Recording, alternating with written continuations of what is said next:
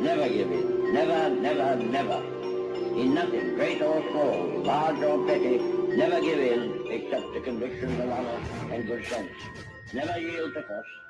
Never yield to the apparently overwhelming might of the enemy. You're listening to the Outlaw Radio Network. OutlawRadioNetwork.com. This guy knocked out with one punch. We get right back up again, and when we do, the world's going to hear the roar of our engines. But it ain't about how hard you hit. It's about how hard you can get hit and keep moving forward. How much you can take and keep moving forward. That's how winning is done.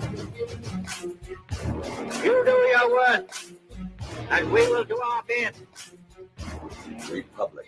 I like this sentiment. It means people can live free, talk free, go or come, buy or sell, be drunk or sober, however they choose. Are you ready to be who you are? No poetry, just a straight answer. The government has deliberately sought to deceive the United States by false statements and expressions of hope for continued peace. We are men of the hood, Mary, knowledge or experience. But there's no both sides anymore. They're just trying to wreck our goddamn country. It's time for you younger guys to take over. You meant to be here tonight. This is your time. Their time is done. It's over. Screw them. This is your time. Now go out there and take it.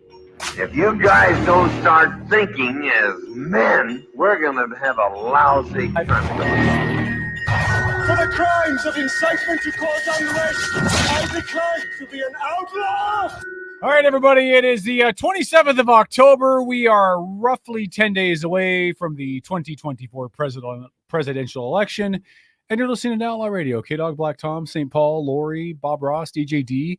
Everybody's here. Trojo was even here, but after witnessing what his Dallas Cowboys crapped upon themselves. Don't say it, dude. Just leave it alone. He left the studio. Leave it alone. Oh, no, I can't. No, you have to, because for the first time in my goddamn life, I know what it feels like to be a Dallas Cowboys fan. So just stop. Do you? Oh, okay. Did you watch the Seahawks game today? No, I followed it. Then just leave it alone. Oh, that was. Leave it alone. Oh. It was the most Was it that embarrassing. bad? It was embarrassing. Was it that bad? Yeah, it was that bad. It was embarrassing bad. I know the score wasn't great, but It was far worse than the score indicated. The team fell apart. They were incredibly undisciplined, highly unprofessional. Almost all of them. It was pathetic. And you've never heard me talk like that about my team before, but I will say it. And as a fan for 40 plus years, I have the right to be critical when it's due, and it is due. Was it bad enough today that you questioned the head coaching? It was bad enough that I turned it off. No, hold on. That's something I've never done. But let me ask the question. Was it bad enough today that you questioned the ability for McDonald to be a head coach? Yep. Like, really? Yeah. Like he lost 100%. he lost total control of the team lost discipline and focus, and that comes from coaching, top-down leadership. God bless you, Lori. All right, Lori brought sweets. I don't think I can have They them. smell good too. But Lori brought sweets. But yeah, that's really all I can say. It was just that you had Geno Smith with personal foul calls, almost got thrown out of the game because he was throwing a ball at a player from the other team. It was pathetic. Was it? Oh God, it was horrible. Lose with some dignity, for God's sake. Well, we'll be saying that the Democrats in actually 9 days, but well, we'll talk about that later. Hello, Tom. How was your day? We know how Paul's was, but how was your day? Well, my day was just busy. I didn't really get to watch any football, and I've been kind of got the distillery in overdrive right now, trying to catch up on production. All right, Lori, the chat master, will be monitoring the chat here shortly to get your comments and thoughts. So we'll let her play with that. I'm going to get out of StreamYard. I pulled it up so that I could watch it since you weren't here yet, but now that you're here, I am out. Kevin is not playing in StreamYard no more. Phil, how are you, my friend? Getting right. Yeah, Phil's a little under the weather, so if you pray for Phil to get better, and if you don't pray, you're stupid. Lori, how are things going for you? All well? Yes, I'm good. That's all. Good to see you. Yeah. It's been an eventful day, but that's it. Hey, Tom. Oh, I'm going to carve my pumpkin live on air tonight. I was going to just about to bring that up. So, okay. Tom brought in the pumpkin. Have you gutted it yet? Yeah. Okay, so so we're not going to have like pumpkin. No, we're not going to guts have all a over mess or studio. anything. I planned accordingly. Okay, what are you going to do with the pumpkin? Are you going to do just a regular jack-o'-lantern face? Are you going to try to get creative? Or what are you going to do? Oh, I already know what I'm going to do, but I'm going to let everyone guess. I mean, if you want to play along, don't cheat and look over your left shoulder. We'll go ahead and ask. $1 says he does ghost face. Okay. For the old face. Phil? I mean, from over here, it already looks like Biden, so I don't know. Oh! No, that's the back of the pumpkin. Sorry, I'll which use... would make it his ass. Yeah. This pumpkin is ass. this pumpkin is more aware than Biden. So there's That's that. probably true. Has more energy for sure. Hey, have you been following at all the big rally that Trump's having tonight in New York City? Madison Square? At Madison Square Garden? Have you followed that at all? So when you're asking if I'm following it, did you mean like was I listening to it live while driving in? Yeah. Yes. Okay. Am I following it because of progressive leftists finally have killed off the last few remaining brain cells in their head, and trying to compare Trump's Madison Square Garden deal to the Nazis in 1939? Yeah, I've been following that. Have I been following the fact that Hillary Clinton and many others within the Democratic Party are drawing the conclusion that Trump's Madison Square Garden deal is akin to the Nazis holding a rally in 1939 in New York City? No, I haven't been following that at all. Why? Just checking. It's frankly, normally I gave Democrats as much credit as Republicans for a level of intelligence, right? They're on the same playing field. I'm convinced now, I was highly mistaken, that, Democrats are lucky to carry an average IQ. Kathy Hochul, the governor of New York, stated tonight, I think Donald Trump holding his thing at Madison Square Garden is akin to him waving the white flag. What crack are you smoking? Dude is like 2 points behind in New York. 2 points. You think New York's in play? Yes, it's in play. You think it's in play? Yes, it's absolutely in play. That's why he's holding the rally in Madison Square Garden, because it's in play. I mean, you got to be a special kind of stupid You can share that on to the feed. compare an evil empire and a dictator that murdered millions of people to a guy that's running for president of the United States as a Republican because he has different ideas than you. That doesn't wash. In fact, you know what it is?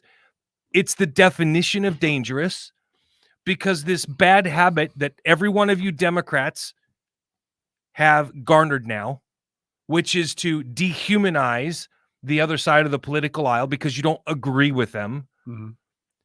That's damning. Because I'll tell you what, you want to talk about Nazis? That's what they did to make their country of people willing to murder each other without a second thought.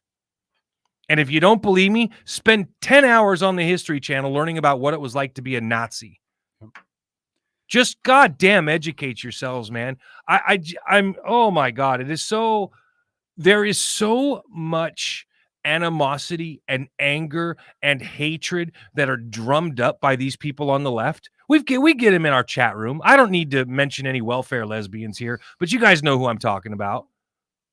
That's not lesbian. I'm sorry. You're right. It's women in comfortable shoes.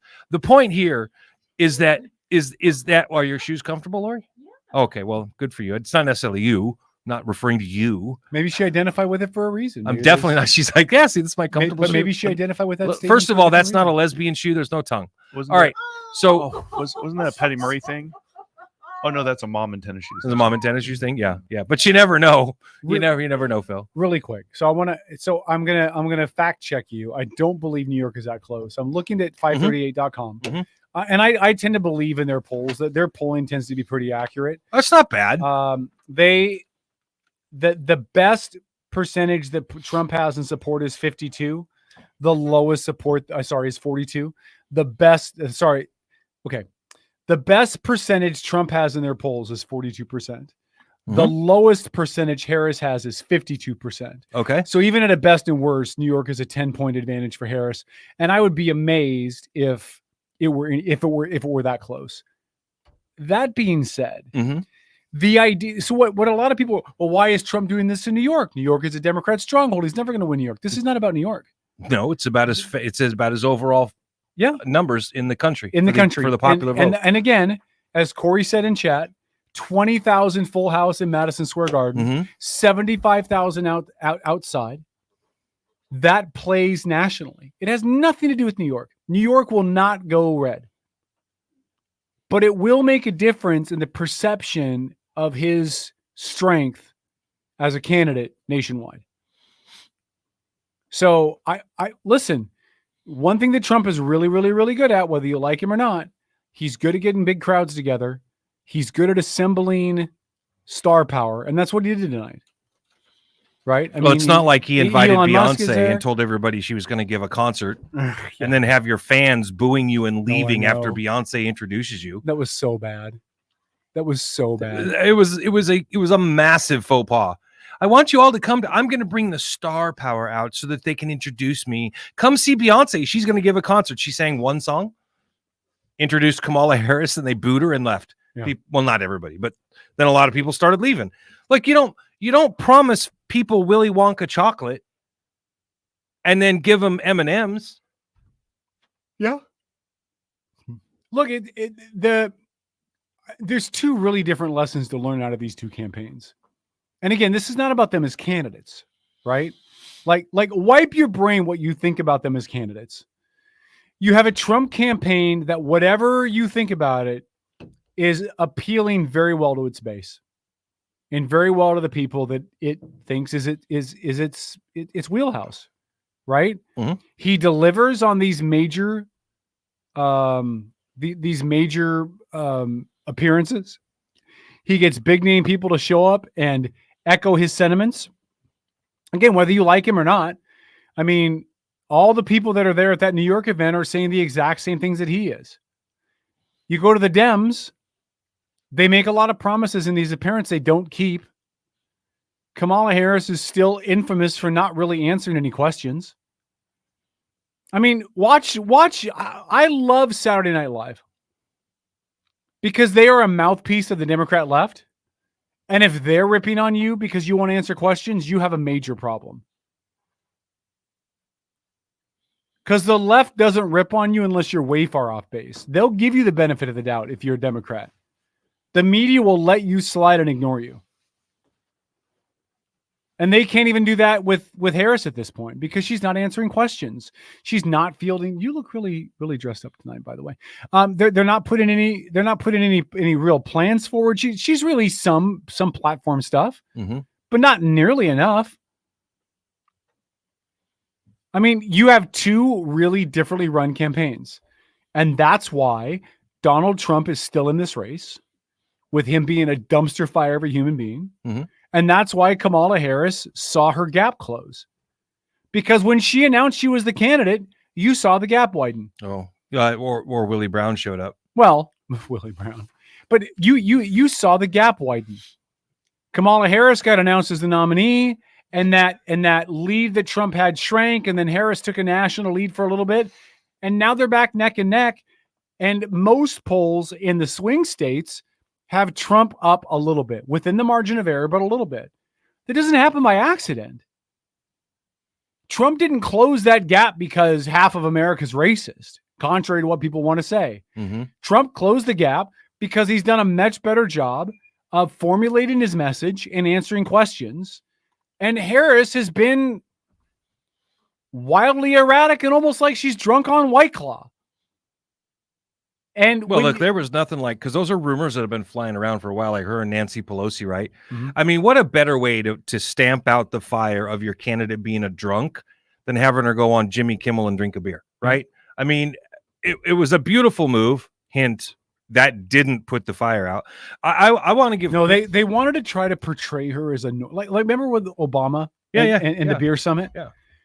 That helped Obama. The beer summit after the African-American racist baiting professor threw a temper tantrum when the cops arrested him. Again, I'm not getting into the specifics. I'm talking about Obama. I remember that. Yeah. That beer summit made Obama at some level appear almost normal. I thought it was a brilliant idea on his part. And seriously, so, it was a great idea. And so now you get Harris on Kimmel, And they'll, oh, well, we got to do something because Harris's likability numbers are garbage. So we got to figure out a way to make her seem normal. Let's have her have a beer, like the average person working at the factory for a 12-hour day, and they Let's come be home honest and have though, a beer. it's not a bad thing. It wasn't a bad idea that they did it. It was just it wasn't even the way they did it. I just think the timing was a little off with the rumors at that moment that were circulating about her being a drunk. But it is what it was. Can I give a lot of credit? And I put this in our chat room for you to play it. Chris Cuomo, he nailed it. He absolutely nailed it. And if you can pull up the clip of him, I am probably one of the few people on my side of the political aisle that I have become a regular or routine listener to Chris Cuomo's show. Yeah. Now he is somebody who is professed Democrat. He is a little on the left. He's left of center, which is fine because you know where you stand with him, right? So you can. It's not like one of these people who want you to think that they're completely neutral, and that's BS, right? Mm-hmm. You know where he's coming from, but he's rational, right? He's Bill Maher rational.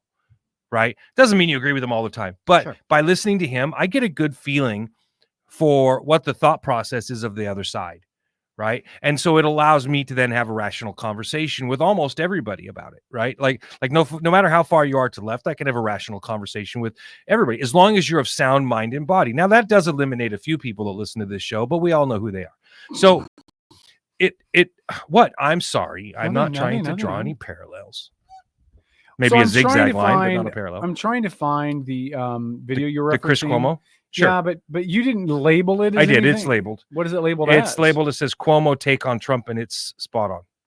Okay, I'll keep looking. Yeah. How far? Oh, okay. I must have passed it then. Yeah, it's well, when I started posting stuff at about 5 or about 4:10. Yeah. And then it goes right, up I'll from keep there. looking. You keep talking. So it'll be the third one down. The third posted story down. It's take 3. Okay, take 3.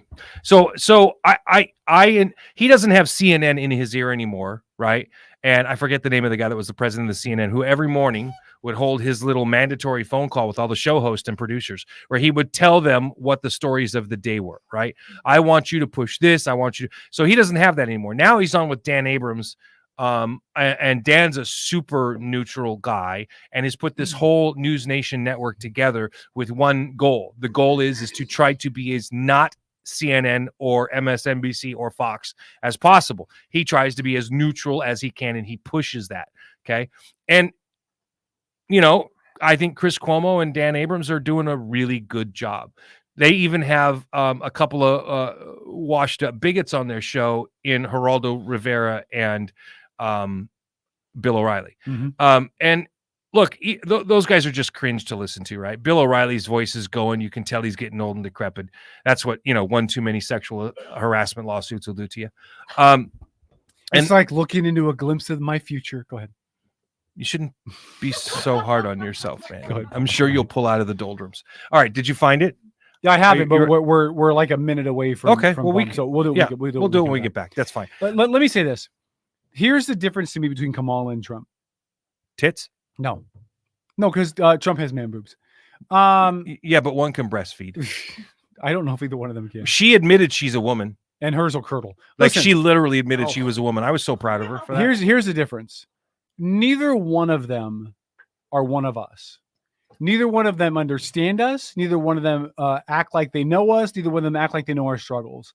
The difference is Kamala is constantly trying to act like she gets us, and Trump doesn't pretend. So she just comes off looking more and more disingenuous and dishonest. Okay. And Trump is what Trump is. But yeah. You know what? Yeah. And because of what you just said, this will be interesting. All right, hold on. Outlaw Radio. We're back after this on Mega Talk, and that video coming up after the commercials. Megatalk.com. Stop it! It's not a .com, Paul.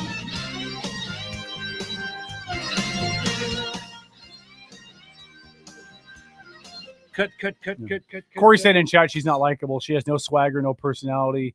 You either have it or you don't. She doesn't have it. The it factor. It's a totally valid point. They call it a Q rating in media. When they evaluate your likability or relatability, she has to have a negative Q number on her rating, because And listen, I've said this Should before. we see if it's public record? See if Yes. anybody posted it. I've said this before. I'll say this again. The only reason why this race is the way that it is because Kamala Harris is dumpster. If the Democrats ran anybody remotely likable, remotely okay, remotely presentable, remotely marketable, Trump would be losing by double digits. Who would you suggest that is, though? I don't know who that is. I mean, Tulsi left the party, but she jumps to mind. So I typed in Kamala Harris Q rating, and that's what I kept getting. Can't open this page, which is Kamala Harris in a quick synopsis. But it's the Donald Trump is not in this race because Donald Trump's a good candidate. He's not. He's in this race because the Democrats have only put garbage up against him. It's why the last election in 2020 was so close, and it's why this one will be close. It's not because he's a great candidate, and it's why he won in 2016, because they put him up against Hillary Clinton, who was garbage. Let me say this. I don't think anybody can define what a great candidate is. And I can. Well, you'll be one in a million, because I think most people can't. And here's why. I know what Paul's saying. I don't think anyone can define who a great candidate is that everyone will agree about. Mm-hmm. I think everybody would agree that Obama was a great candidate. Maybe not a good maybe not the right kind of person, but as far as being a candidate, he was great. Hold on. We're coming back after this, Outlaw.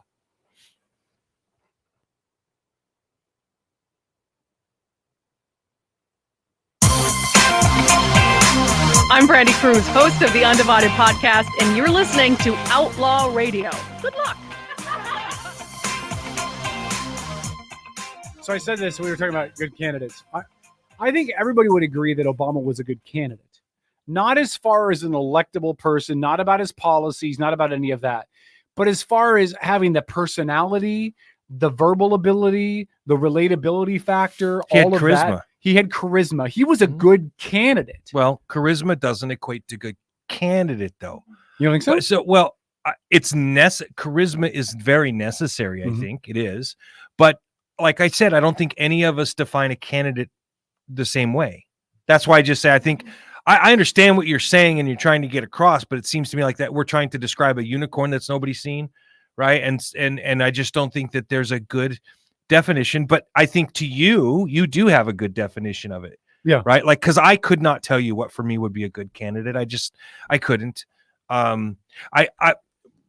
The clip that you're about to play of Chris Cuomo here, I'm going to find very interesting. I'm going to find your take on it very interesting, because I know that none of you have seen this and heard it. Yeah. And have you heard it? Okay. Yeah. So when I heard this, I was like, oh my God, he freaking nailed it. And I did not expect this from Chris. He put this out on Twitter. This isn't something that he played on his show. God knows he probably will, though. This week is going to be full of it. This is like the week leading up to the Super Bowl, man.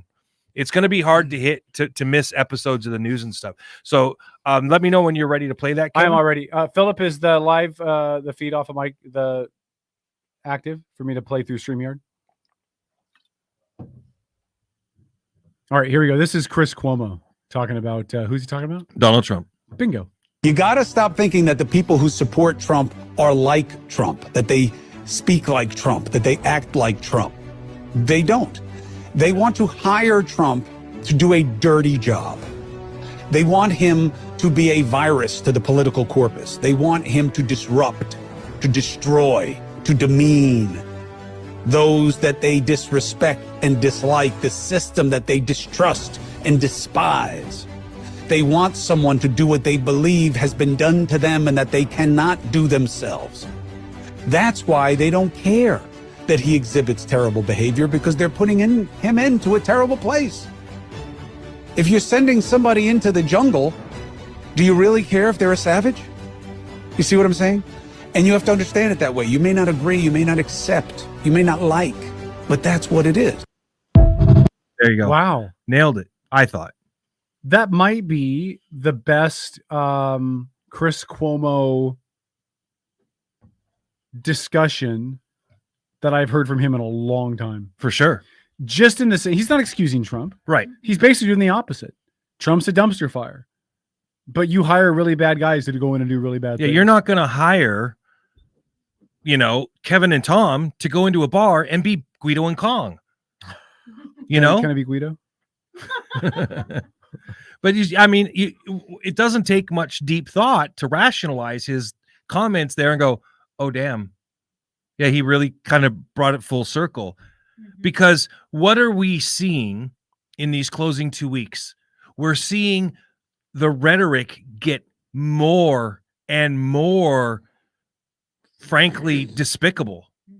And nobody cares. The only people that care that Hillary Clinton went on national TV and said Donald Trump is holding a Nazi rally in New York City, the only people who cared are people who already hate him. In fact, all it did was reinforce their thought processes. Nobody cares. Does anybody in the studio give a damn what Holly thinks about Donald Trump? No. Nobody cares. Because we know what we know based on her political persuasion what she thinks. Like 100%. Yeah, the people on the far left, all of them, their opinion of Trump is irrelevant. Yeah. Because they were never going to vote for him in the first place. Right. And no criticism. And by the way, the same thing applies to people on the far right when you ask them what they think of Harris. Well, and it doesn't matter because they're never going to vote for her. And in let the me first strengthen what you just said with this. If Kamala Harris wins the election, we are not suddenly going to become a communist country. We have a system of checks and balances in place for a reason. Yep. And it is very likely Republicans will control both houses after this election. At least there is a small chance of that because that's the way the numbers are tilting barely. Yeah. Right? They might not, but there is a small chance they will. And if they do, she ain't getting nothing done. Yeah. Like nothing. And not only that, but let's pretend for a second that she did control both houses. You have a conservative court. So anything that gets challenged would probably get shot down.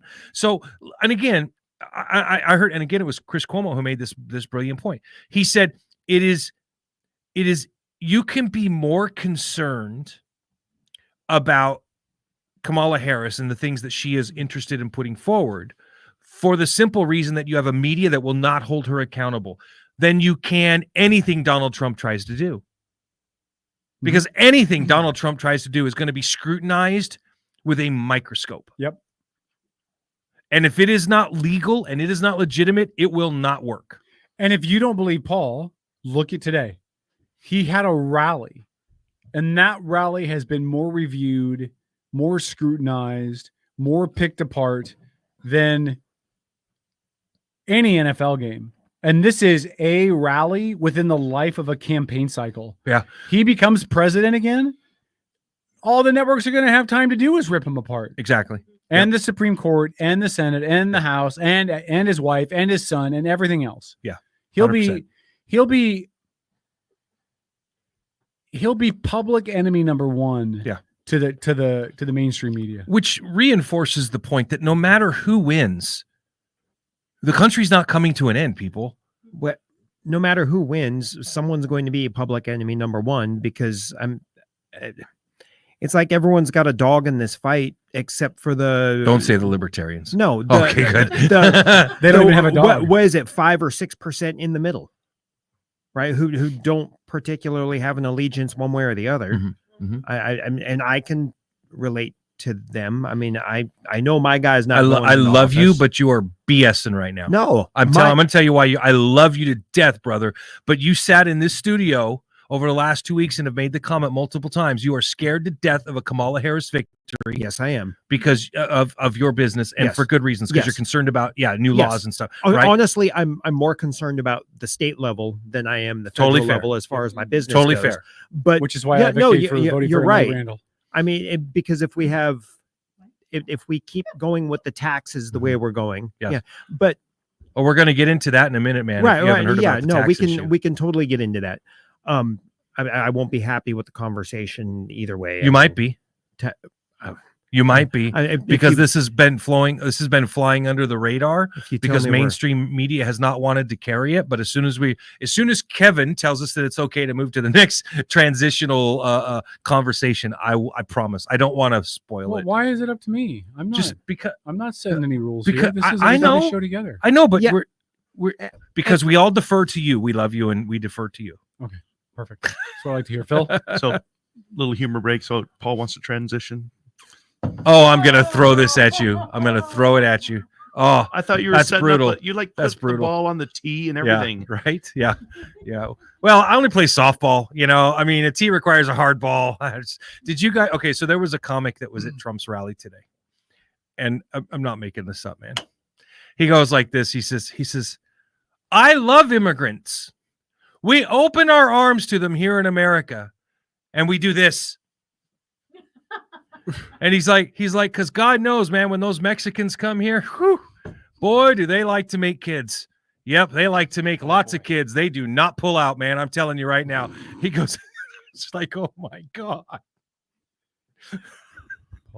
Yeah, boy. look, I'm not making it up. That was the comic that was at the Trump rally today saying that stuff. Listen, by the way, that stuff doesn't help. Just saying. I'm just saying. Just throwing it out there. It wasn't Fluffy, was it? I don't. Oh, no, the big man. I love him. Iglesias. Gosh, man, he just cracks me up.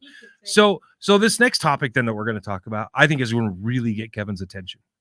Okay, and again, I posted this in the chat room. Yeah. So I will find it. You want me to play this one too? Well, we can play a clip because he brought it up again on Joe Rogan's show. By the way, for those of you that have not seen Donald Trump he sat down for more unscripted interview time in front of one guy than Kamala Harris has all race season. He sat down for 3 hours and 11 minutes with Joe Rogan, no holds barred. Yeah. Kamala Harris hasn't sat for 3 hours worth of interviews in 4 years. But would you agree that that's not right? I'm not asking if you would think that it's right, but is it smart by her campaign? Because I would argue that it is.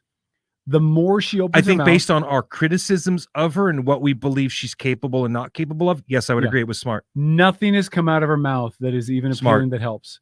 And she, or that cackle, she got to stop with the cackle. She just had, because every time you are so rude. Every time that cackle comes out, people are literally smashing their face into the TV. I can't bring myself to make fun of her laugh. I just can't, because that's like a personal thing. No. That's like punching I'm not down. making fun of the laugh. I'm making fun of why the laugh comes out. Because every time she gets nervous, she laughs? Yep, because when she doesn't have an answer, she laughs. When she doesn't know what to say, she laughs. When she's been caught she off diverts guard, to a middle-class family. Yeah. When she gets caught off guard, she laughs. Yeah. And at this point in her political campaign, nothing should surprise her. No, you're right about that. Yeah. No question should be, I'm not ready for this. And if she's not ready for this, is she gonna be ready for the White House? Is she gonna cackle a laugh when Putin puts troops into Poland? Is she gonna cackle a laugh when Iran invades Israel? Yeah. Is she gonna cackle a laugh when China goes for Taiwan?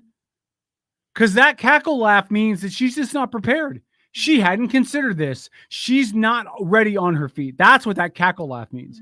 And I know Democrats that are listening to the show, all two of you, are going to be like, you just hate Kamala because she's a woman. That's not it at all. She's not ready for this. She's not ready for the, and if she's not ready for the questions, she's not ready for the test. Because these questions prepare you for your final exam. And that final exam is how you handle Putin. I think that's a fair point that you're making. And you're right, but let's be honest now. Mm-hmm. If she does win the election, of course I'm going to be honest. We're not sleeping together. Well, I mean, go ahead, Paul. You could be. I meant me and you.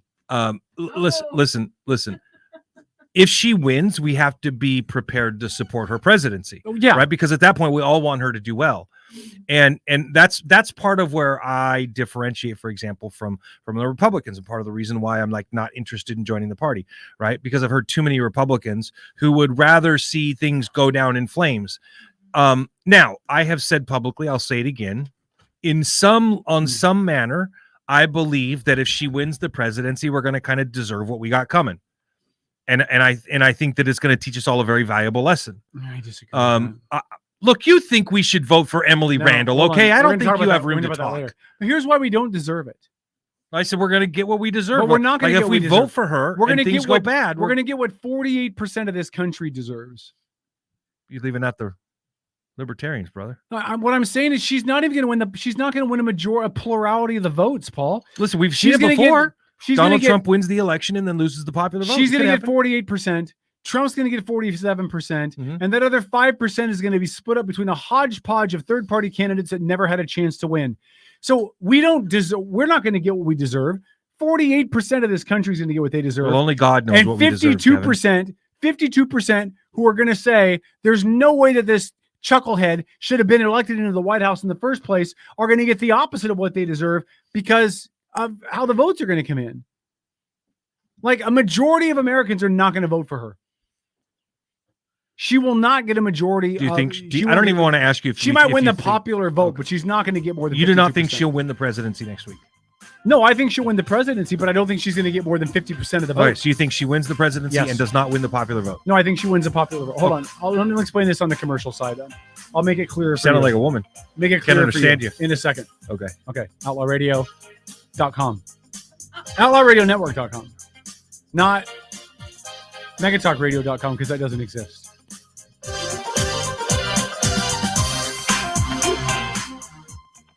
All right, Paul, let me explain this to you in a way that you'll understand. Thank you. Use small words, please. One syllable or less. I got crayons if you need them.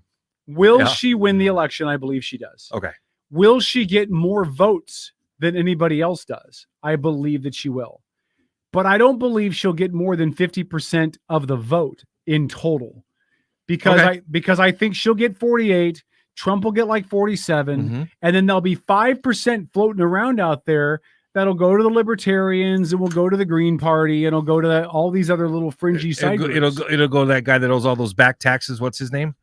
The African American professor. I forget his name. Cornell West. Cornell West. Yeah. Yeah. So, but dude's only running for president, hoping that he'll win, so he doesn't have to pay those back taxes, which we're going to get to when we come back from break. And I think after this election, you'll actually hear a push for having a runoff and having another election, requiring someone to get more than 50% of the vote. Well, they're not going to. I mean, you mean like do away with electoral college? No, not do away with electoral college, but require that in addition to that they have to win a majority of the popular vote. Well, you would have to have Republicans and Democrats in Congress come together on something like that. There'd have to be an amendment for that. I know. Yeah, that's not going to happen this time. time. I didn't say it would happen. I said there'll be a push for it. I think you'll hear people like they've talked about expanding the number of judges in the Supreme Court. That's not going to happen. But I could see people coming out and going, well, look, Kamala didn't even get a plurality of the votes, and she's elected president. She didn't get 50%. That is undemocratic. She wasn't even elected to run for the job, right? She was appointed. I don't fault the Dems for that, though. I really don't. Coming right back. That's fair. Outlawradio.com. Stop it. Outlawradionetwork.com. You schmutz.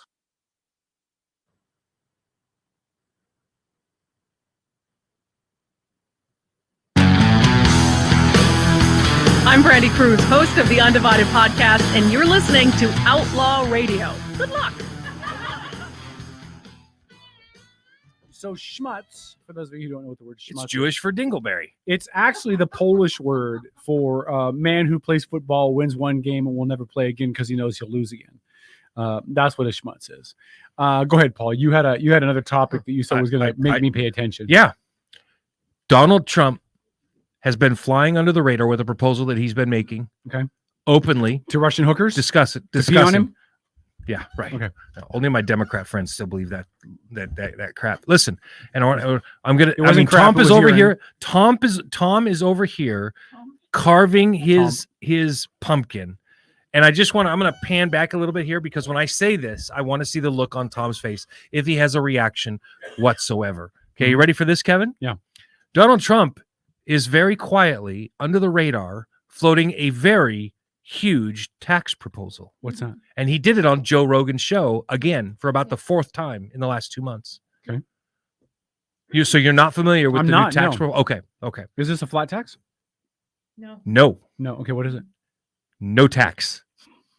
No tax. No tax. What in fact, his proposal to some degree, and again, he's floating this concept. And I listen, I think it's kind of one of those things that probably wouldn't happen anytime soon in his administration, but he's floating the concept to see how well people would accept it.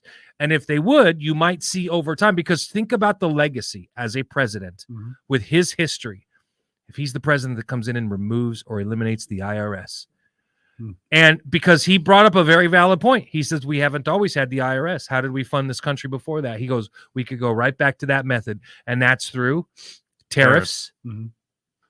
And so, this is so dumb. Well, you say it's dumb because and I don't know if it's dumb or not, but you haven't sat here and run the numbers. This was the first you've heard of it. So how do we know it's dumb? I'll tell you why it's dumb. Well, I love you, but we don't you can't say legitimately if it's dumb or feasible or anything. I can't either, right? We don't have any of the numbers in front of us. Do you think tariffs would bring in enough to fund the nation, to fund our military, to fund our borders, to fund our infrastructure, maybe in a fledgling colony in the late 1700s, the tariffs was enough because you were not building up a kind of infrastructure, huge ass military, industrial complex machine that we have today. But I don't imagine that you could get enough tariffs that would cover it. And what do tariffs do? Tariffs drive up the price of goods from other countries, which then make goods from the U.S. cheaper, which means people are buying U.S. goods and not getting goods from other countries under the tariffs. And now you're not receiving tariff money. Like, I know that we all love this idea of getting rid of taxes, but Phil, go ahead. If I'm really intellectually honest, it would still be paid by the lower wage earners, because the cheap stuff from overseas is so cheap that even with tariffs, it will still be cheap.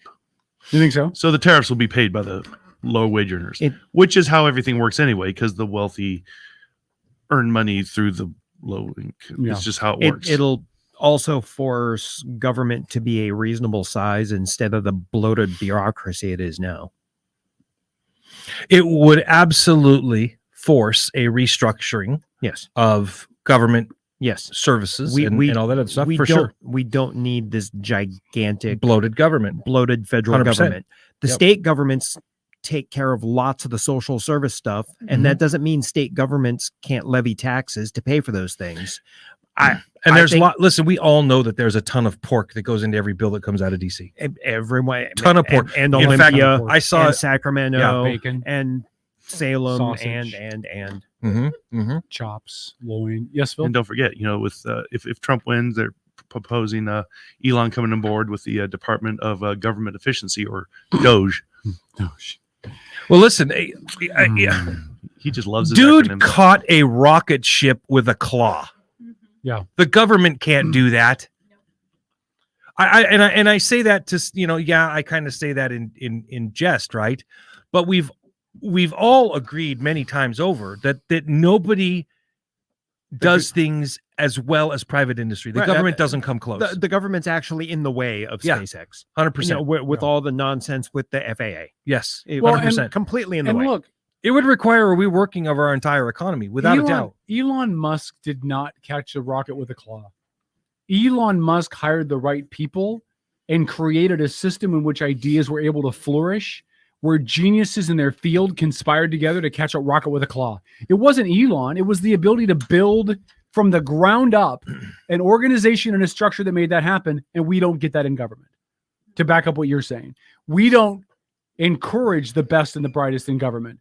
Correct. We encourage middle management to make big time money and over regulation and over dispensation. Phil? 4 words: West Virginia coal miners. They plowed through, opened a road into what's that? Yeah, Castle Rock. Castle Rock. Whereas it's amazing. The government was like, we can't do it. We'll get it figured out starting in 2 weeks or something to get started. I mean, it's not like Scotty, it's going to take 2 weeks to get started. Yeah, it's and for anybody that doesn't know what Phil's talking about, all you got to do is go on to. In fact, you probably don't have to go anywhere. You just do a Google search. But yeah, it's amazing. There's plenty of videos out there about it. You had government agencies, FEMA, and other groups on the ground there, including U.S. military personnel, and U.S. Army engineers, et cetera. They're like, this is going to take us a long time to put the road through to get back to all those people up in that particular portion. And you had private individuals and folks there. You had some guys with mules. They took supplies in on their own. And literally these guys that were there with their own heavy equipment was like, give us 3 days. And they did it. Pushed the whole brand new road all the way through. Well, look at the Cajun Navy during Katrina. Right. I mean, the federal government, FEMA, the Coast Guard, all that. I mean, they tried really hard. I really believe that. But they were not adequately trained or staffed or funded to do what needed to be done. And a whole bunch of volunteers show up calling themselves the Cajun Navy. And they rescued more people and made more of an impact without the government regulating them. So I completely agree with you, Tom. You realize that this conversation right here is pretty much the basis of the division in our country. Explain. Because I think that I'm understanding you, and I think that you're right based on. But I want you to explain. Because our two-party system, half 40%, whatever, half the blue side, red side, however you want to divide it. One side believes that the government is the way to get to point C or D or whatever, and the other side does not believe the government is the most efficient way to get to point C or D or whatever. And that is truly that's it right there. As Reagan said, you have half this country right now that looks at a fat man standing next to a skinny man and believes that the fat man got that way at the expense of the skinny one. It's nonsensical. It's not true. It's a lot of assumptions based on nothing except your own bigotry, your own bias. So the direction this country is moving, the hatred, the animosity, it's untenable, right? It's like a rubber band that's being stretched. I don't feel the rubber band being stretched. I fear it breaking, right? Because hopefully it'll return to some semblance of the shape that it was in before. But if it breaks, well, then we're in trouble. Now, I don't know what that would take to break it. Nonetheless, I think the analogy still stands. No, I think the analogy is a fair one. Here's the other challenge, right? Is that not only are we not allowing those independent groups to do things, but we are actively regulating them so they can't. Like the folks in West Virginia, right? Who, by the way, it's actively being published right now that the amount of casualties far exceeds the numbers that are being published. We're talking 1,000 plus. But that group in West Virginia, if they had asked the government to let them do it, they just said, well, you can't because of overtime law and personal safety and OSHA. And no, we can't let you do that. They would cite all these references and laws and regulations, which are all good and well until a disaster shows up, and some of that stuff has to go out the window. Yes, I'm aware, but I'm in the middle of a conversation. You guys are so distracting. Don't worry about him. Okay, don't worry about him. Well, who's on the phone? We have the captain. Oh, go ahead, Paul. All right. Well, if you're there, Captain, go ahead. Come on. Hey, idiots! What are you doing? It's funny how we're just doing a show. Just a radio show. It's okay. Talk to us. I have curiosity. Please. Why is Paul dressed like a 70s porn director? Needed to make some more home movies. It's the whole thing, man. You got Karen Carpenter sitting next to you, a bald guy doing a pumpkin. You might as well just draw it on top of his head. He'd be fine. Come on, guys, pull it together. Karen Carpenter, huh?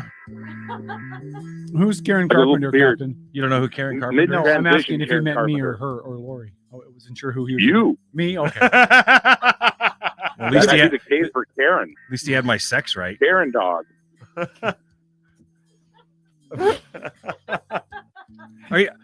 How bad is your house going to be if Donald Trump wins again? Will there be a complete psychological meltdown? Nah. Good. I'm glad to hear that.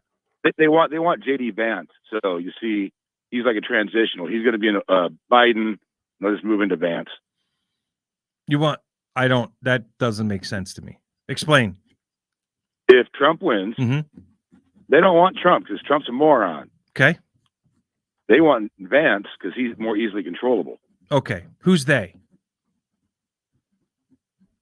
The ones paying everybody.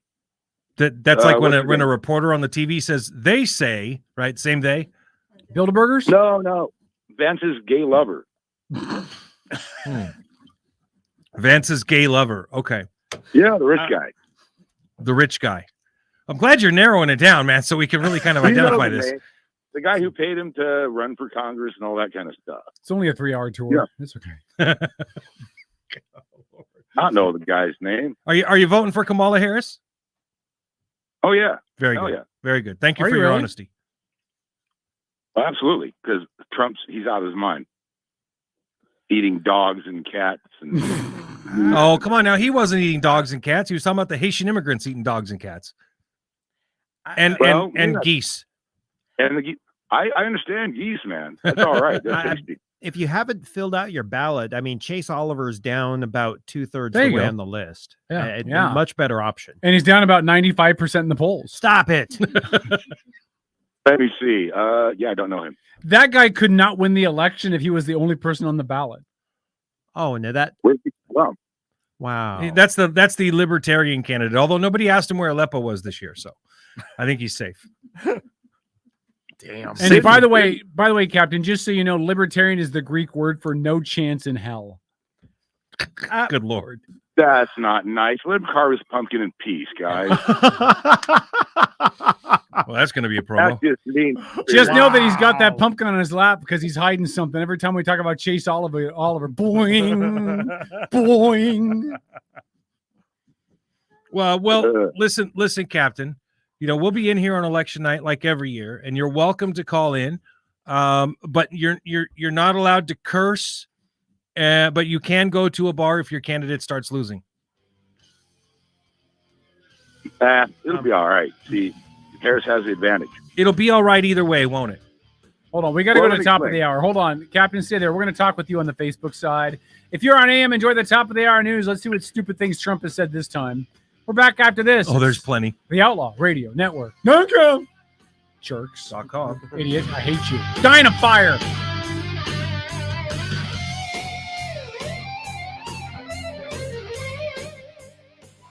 Did you know No.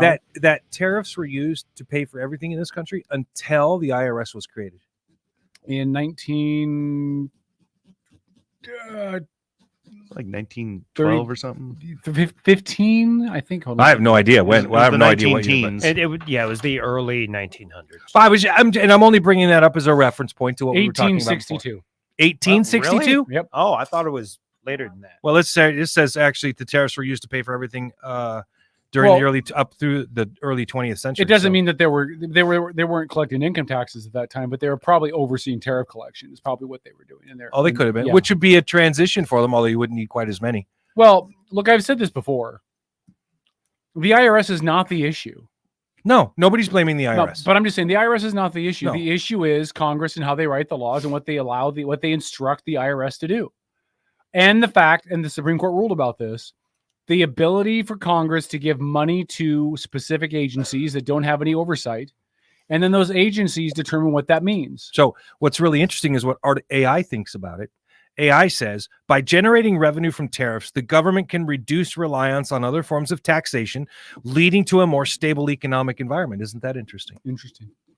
Well, you know, I don't understand it, and I'm not going to pretend that I do. You know what AI said, though? Maybe someone should vote the libertarian in. You know what? You know what AI said? You know what There you AI go, said Tom. about the captain?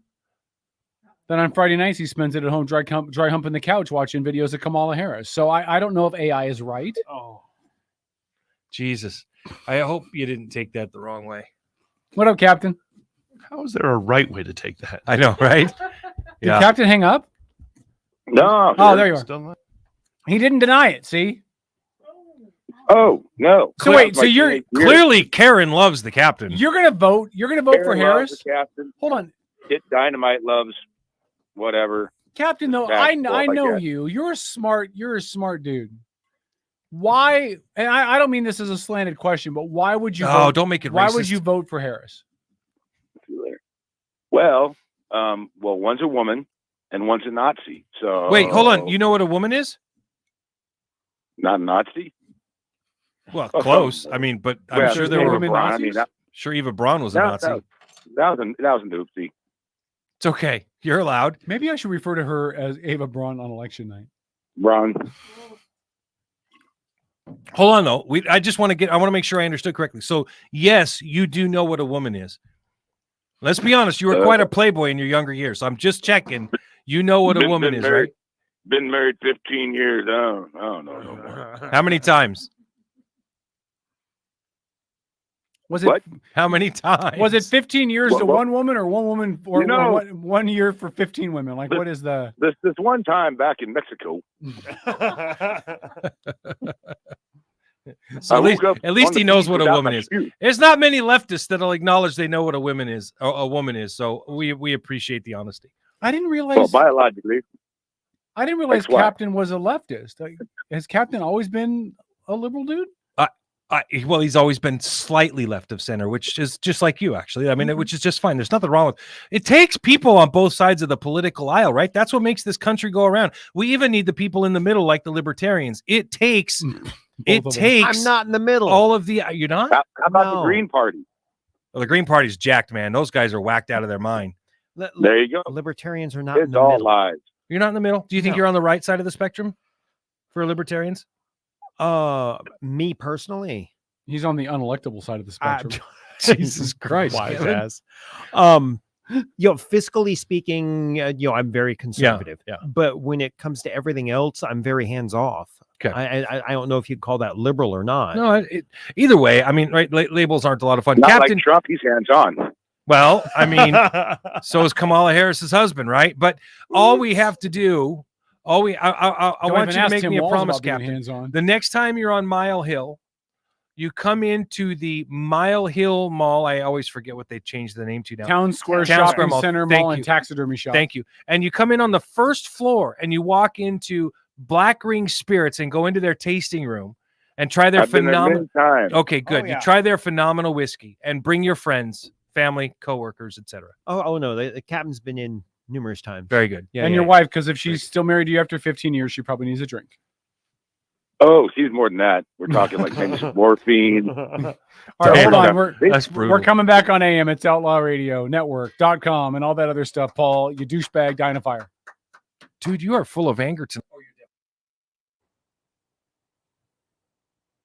Greed, deception, abuse of power, that's no plan. I'm the enemy. Because I like to think. I like to read. I'm into freedom of speech and freedom of choice. I'm the kind of guy that just sit in a greasy spoon and wonder, gee, should I have the T-bone steak or the jumbo rack of barbecue ribs with the side order of gravy fries? I want high cholesterol. I want to eat bacon and butter and buckets of cheese, okay? I want to smoke a Cuban cigar the size of Cincinnati in the non-smoking section. I want to run through the streets naked with green jello all over my body reading Playboy magazine. Why? Because I suddenly might feel the need to, okay, pal? I've seen the future. You know what it is? It's a 47-year-old virgin sitting around in his beige pajamas drinking a banana broccoli shake singing, I'm an Oscar Mayer with you. You're listening to the Outlaw Radio Network. OutlawRadioNetwork.com. All right, hour number 2 underway. It really is. K-Dog, St. Paul, Black Tom, Lori, The White CEO. Lori. Did you say White Lori? White Lori. Tan Phil. Don't forget Pumpkin. Pumpkin. Oh, yeah, Tom's Pumpkin. Hey, what's up, Pumpkin? Straddling Tom's lap like a stripper from back in the Karen day. Dog. Daddy and Pumpkin. You know, the pumpkin is orange, and Tom is voting for Trump, whose hair is orange. I wonder if that is. I wonder if that is by. No, Tom did not vote for Trump. You really voted for Chase Oliver? Yes. You wasted your There's vote. nothing. Tom, don't let him. I did not waste my vote. That's right, Tom. Oh, he voted. Okay. I did not waste my vote. I am Tom. Hear me So, roar. Voting for Trump in Washington State would be a waste of a vote. It's just part of the popular vote. That's This state is going to vote Harris. Period. Yeah. So some people in this state are stupid. But this state will vote Harris. So if I vote for Chase Oliver, that helps develop the party that I back. Mm-hmm. And there we go. Because I already know my state is going to speak for me, and I don't agree with it. We're But gonna I'm stuck play with a game in a second. Well, I have a Leave game. Pumpkin alone. I have a game for you guys in a second. Before we do that, Captain, do you still live locally, or are you out of the area now? I'm still around. Are you? Well, you should come into the studio sometime. I'll come in there just to, as long as Dennis doesn't fart. Well, we try not to give him a lot of beans before the show anymore, but sometimes Just sometimes keep him we calm. Yeah, Don't just get try to keep so he's him not all excited. All right, buddy. We appreciate you. Call back later if you want. We'll be around. All right. All right. There goes Captain. Morgan's his last name for those that haven't Yeah. met him or heard him before. If you've ever met him, he looks just like Johnny Depp from the Jesus, yeah, from the he movies. does. So it's Yeah, from the movies. What movies was that? Pirates of the Caribbean. Yeah, thank you. Pirates of the Caribbean movies. Looks just like the I Captain. thought it was the Pirates of Somalia. No. And by the way, playing the role of Amber Heard tonight will be Lori. Hey, Lori. Okay. So I mean, could have said it was Holly. I'm not using that name anymore. Okay. So we're gonna play a game. What? I'm gonna ask. Well, how'd you sneak this into the format for tonight? We're gonna play a game. We're gonna play a game, but it involves what we've been talking about. Okay. Okay. So I'm going to ask a very specific question to each of you, and I ask you to answer it. And then if you guys if the other people want to respond quickly, they can. I don't want to spend a lot of time on this, but I think it'll be fun. So Paul, I'm going to start with you. Well, if it's fun, we should draw it out. Well, we'll see how it goes first. We'll see how it plays. Paul. Kevin. Trump wins the election. Yes. What does that mean for Israel and Iran? Ooh.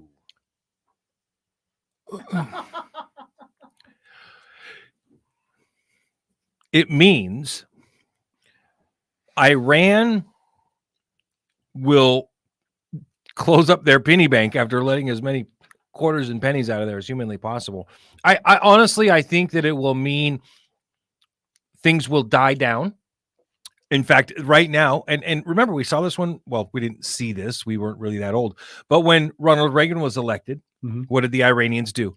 Due to the unpredictability of Ronald Reagan, they knew that he was a pro-national defense conservative, and they acted accordingly, right? They released the hostages. We could conceivably Iran Contra. There were some side that was deals after that. made. It was after that. It was well after that. Years after that. Okay, we got to be clear about that. That was like no, those two things aren't linked. Now, it will create a situation of uncertainty for some places, right? Now, the United States has not gone after Hamas or done anything like that. Now, if you're Hamas and you're leaderless, you might think to yourself, well, Donald Trump's the new president of the United States. We hold Americans hostage. Maybe we should come to some sort of resolution. In fact, they've decided to sit down for a ceasefire today. And as a matter of good faith, they've returned, I think it was 3 hostages today in order to create that. And they called for like a 48-hour ceasefire in order to try to come. Now, listen, that could be as a direct result of the actions that Israel took, right? It also could be as them hedging their bet, thinking there's a chance Trump will win, and we don't know what the Americans' response will be. Okay? Could be. I don't know. I'm not in their head, right? But it could be. Iran just got its front teeth kicked in by Israel with, by the way, the help of the United States. So, little known fact, from what I'm understanding, there were some United States cruise missiles that were fired during that operation. Don't know much about it. It's fine. Don't need to know much about it. All I need to know is they got kicked in the teeth. Proportional response, right? I think more than anything, that's what we're going to be looking at. We're going to be looking at countries like Iran, groups like the Palestinians and Hamas, groups like Hezbollah, trying to tone down the temperature. Okay. I think that's what we'll see. All right. Tom, your turn for a question. You ready? Go. Harris wins the election on election day. What does that mean for Ukraine? More and likely Russia? she wins it 2 weeks later. What's it mean for you? Ukraine Ukraine and Russia. Yep. Status quo. What we're seeing right now. Same funding, same efforts by the administration. Same waste of American tax dollars. Same, status quo. Like exactly what we're getting right now. Okay. Lori. Yeah. Trump wins the election. Mhm. What does it mean for the economy? Based on past performance, I would say that the economy would start roaring again. But, he only had a 4-year term. So we really don't know what would have happened if COVID wouldn't have hit. Would it have been a bubble and burst, or would it have kept going? So, But you think the economy goes stronger? yes. Okay. Paul, Harris wins the presidency. What happens to the economy? Nothing. It stays right on the even keel that it's on. Okay. You don't think there's a crash or a more of a gradual decline? No. No, You just think I think it's going to look. It's not good right now. I was going to say, you think it's an even keel right now? No, that's no. He asked what will happen. I said it'll keep an even keel. It won't go up or down. It'll stay right just where it's status at. quo. Yep. Okay. Tom, Yes. Trump wins the election. Yep. What does it mean for immigration? I think we'll start to see. We will probably start to see federal movement in terms of looking for illegal immigrants. I think we see more funding go into the border. I don't know that there's necessarily going to be a continuation of the border wall. And we see more social tensions with people that are not obviously American citizens. I will say this, nobody's talked about this. Imagine what happens if Trump wins the election in November. Imagine what's going to happen at the southern border between then and Inauguration Day. That southern border is going to be a disaster because everyone will be trying to get here before Trump becomes president. Oh, that quote unquote caravan is on its way. Yeah. All right. Lori, Harris wins the election. Okay. Okay. What does it mean for student loan debt? Oh. I was thinking about these questions earlier today, so I've had a lot of time to ponder this segment. I did some prep. Wasn't it the Supreme Court struck that down? Well, they've been On striking down different facets of it, yeah. Okay. But it doesn't mean that there couldn't be laws passed if Democrats can get some foothold in Congress. It doesn't mean that they couldn't still keep trying to do other executive orders that, try to dance that thin line between what she's trying to do and what the court has said she can't do. I think there will be similar to what you saw with Biden in that respect, where a very small percentage who met a certain threshold of, conglomeration of items to get student loan relief. But I don't think it'll be a mass student loan relief. Okay. Yeah. All right. One more round of questions for each of you. Paul. She'll be like, you got to have 5% melanin in your skin, and then we'll give you X, Y, and Z, including a $25,000 no interest loan for your business you're going to start up. Yeah. Okay. Anyway. Trump wins the election. How many times do Democrats try to impeach him? Twice. Again. Twice, 2 more times? Yep. Okay. Tom. Yep. Harris wins the election. How many times do the Republicans try to impeach her? Before there's any attempts to impeach, there'll be legal action about the fact that she wasn't voted in the primary. She was not. There will be legal challenges there. I don't think there can be. Can there? I mean, I don't know, but there will be attempts. I doubt it because it was a party choice. Yeah. The parties could hold a giant tiddlywink contest. Well, I get what he's saying. I do too, but I don't know. I mean, maybe somebody could try to sue. We are a litigious society now. I see legal action starting there before any attempts for impeachment. But yeah, I mean, after that fails, and I assume it will probably fail, but after it fails, I mean, if she sneezes in the wrong shoes, there'll be an impeachment. Okay. Lori, last question for you. Donald Trump loses the election. Okay. Will his wife ever let him see her naked again? With beads. You're supposing that she already has let him. Well, they do have a child together. Well, there's turkey basters for that, buddy. Oh my God, that's good. That's a great commercial for Lori's beads and turkey basters. That's great. All right. I don't know. I guess the real question is, I wonder if their long-term relationship health is going to last. Because it does seem like she's been less active in this campaign and on the campaign trail than she was the last two campaigns. I think that his relationship with her is determinant upon probably some certain legal pre and post nup contracts. And I think that she is probably weighing that and whether she sticks with him. You also have to look at his age as well. If you're playing the long game. Yeah, I mean, sounds horrible. She could just Anna Nicole Smith his ass. Whoa. just wait. Wow. All right. And just to back up what Paul said earlier, Gaza hostage and ceasefire talks have begun. They are underway. So maybe we'll get something. All right, that was fun. We might do that again sometime. Well, and listen, you can clearly see what they're trying to do because they're concerned that Trump will win. So actually, Trump hasn't even won office yet, and he's already helping put two rest, the death and destruction in Gaza. So he's literally saving Palestinian lives. Therefore, Holly should vote for him. Wouldn't you agree, Kevin? I think we should all vote for Emily Randall. I hate you. Like, seriously, that's disgustingly sick. No, I really do. I think we should all vote for him. Can I tell you why? Mm-hmm. Do you know that seat in Congress has been held since 1933? The 6th district for U.S. representatives, okay, has been held by Democrats since its inception in 1933, with the exception of one dude, Thor Tollefson,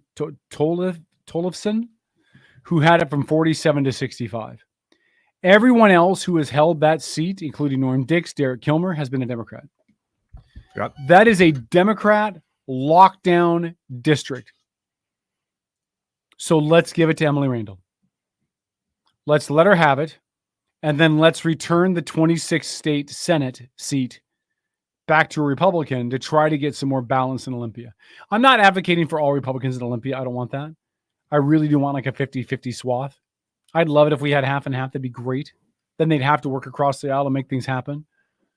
But if that seat is always going to be blue, then let's just get Emily out of the state legislature and then try to hand that seat over to somebody who is a Republican to get to get a little more balance. It's not how it works, though. I don't understand why. I don't see any other. I think Emily Randall is a unique Democrat. In the fact is it that her bread baking machine? No, I think it's no. Okay. Oh, you don't know? You haven't heard about the bread baking machine? I saw her machine? commercial. She did a commercial that I saw today, and I was just like, "Oh dear God, just don't talk." She did a podcast from San Francisco where she talked about her vagina, and she yeah. So I think she's a unique Democrat. She has really Must be something about the yeast rising. She has something about or the infection. She has a very strong support within the Democrat Party. Doesn't kill everything. And she is a really good story for them to market with. Mm-hmm. Female, minority, LGBTQ. I mean, she checks a lot of boxes. Yeah, if you play identity politics, that's which true. Democrats, which they do. A lot of Democrats do. So do you know any that don't? I don't. Yeah, I'm a Democrat and I don't. I don't play identity politics. I love you. I'm Please leave explain. it alone. No, you think I do? I Tell love me, you. Tell I'm me going how to I leave do. it at that. Tell me how I do. Do you want a good example? Yes. Do you remember when Numbnuts up on Bainbridge Island called the show?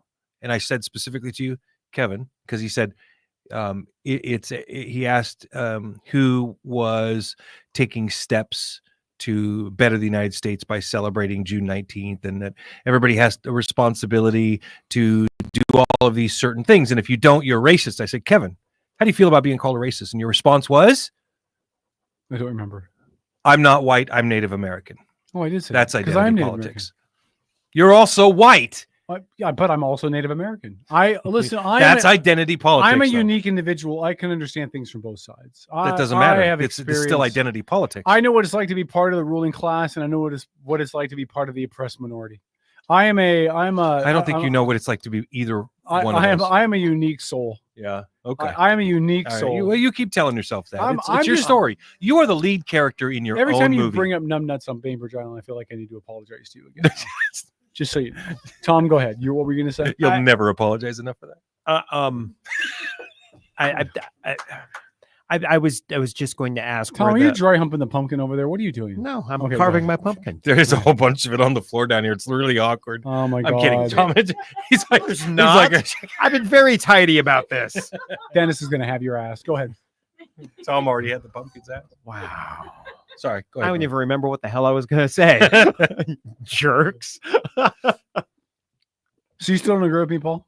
What? About Emily Randall? You still don't agree with me? Well, listen, the fact that it doesn't work the way you want it to work, in that if she wins and everybody votes for her and she moves on to the congressional seat, that somebody other than another extreme leftist will be appointed to her seat. Do you think it'll be easier to beat somebody else for that seat than Emily Randall as an incumbent? I think that you have a valid point about that part of it. Yes. That you think that because of the identity politics that the Hollies of the world play, because of their own biases, their own prejudices, and their need to check that box and put somebody in there that looks like them, smells like them, tastes like them, like go through the whole list, right?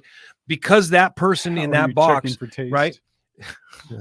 How are That's you a checking? personal question. Smells like bread. The thing is that there's this Tuna sandwich.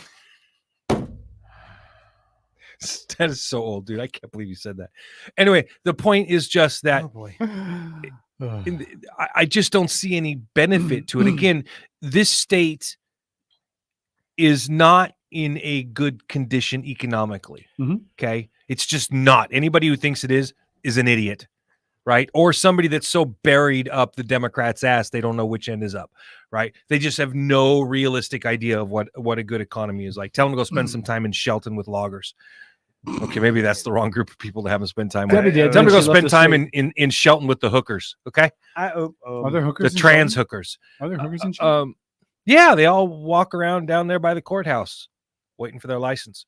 And so the thing is that what is, oh, you didn't know about that? That's a story for another time. What are you talking? I don't know what you're talking All right. So Emily Randall, replacing Emily Randall with another Emily Randall is not a solution, in my opinion, right? Because again, the best solution is to try to compete in the realm of ideas and go out there and make your case to the people, shake hands, knock on doors, and make your case that way. And until that happens, remember, it's this district is not that lopsided. The biggest problem I have is that Republicans do not put forth the effort to get out the vote here locally. That's why they lose so much. They just don't. They don't push the PCOs. The PCOs don't push the people. It's the one thing I gave April Ferguson a ton of credit for. She had an amazing list. She went out and found people that would be PCOs that would pick up the phone every time it was necessary and call every person in their precinct and get them to vote. None of that happens now. April did that. I want to give her a lot of credit for that. So, Kevin, the problem with the vote Emily Randall strategy is it's horrible. It's too much of a chess game, right? I mean, voting is simple. Voting is checkers, not chess, because there's too many complexities with other I votes. like that analogy, Tom. Voting is checkers, not chess. I like that. Did you think of that on your own? Serious kudos, man. That's I just believe that a Democrat with no name recognition, no incumbency, is going to be much easier to beat in that seat, especially if they don't check the boxes. That's even if they do check the boxes, because there still is a moderate element in the 26 that's voting for Senate. So I think if you have a candidate with no name recognition, but it will still take you 2 years to get that person. Yeah, but then you have a better chance. 3 or 4. Wait, it's 3 or 4. At that point, you have a for the Senate seat. Senate's 4, state reps 2. Yeah, well, but Emily Randall's not a state rep, right? She's in Senate. She's been in there for 2 years. Yeah. So I just think somebody else would be easier to beat. I think if Emily Randall doesn't leave that seat, she never loses that seat. And I think it'd be much easier to beat somebody with no name recognition, no experience, and not the incumbent. Well, I absolutely detest your optimism, but I know. Hey, I want to read this really quick. Go ahead. This is a post that Chris Gergen made as we're getting ready to go to break. I just thought this was the funniest thing I've read today. Washington State Republican Party Chairman try to run a statewide organization is like watching a toddler eat soup with a fork. If it was raining tits, this guy would get hit in the forehead by a penis. Damn. That's Chris Gergen, everybody. Okay, Chris. I love Chris. Wait, did you hear the comment? I'll wait till we go on Facebook. Yeah. Is it one of those comments? Yep. Yeah. Okay. From who? Tease it. By who? Yeah, it's the difference between Bush in the 80s and Bush today. So many jokes I want to make. It is a joke. That's the whole point. Yeah. All right, we're going to break. If you're listening on AM, enjoy the commercials. For those of you on Facebook, Bush. I'm also going to have Lori double check the chat, see if there's any comments or statements people have made that Lori would like to share. She is the chat master. This is Outlaw. We're back after this.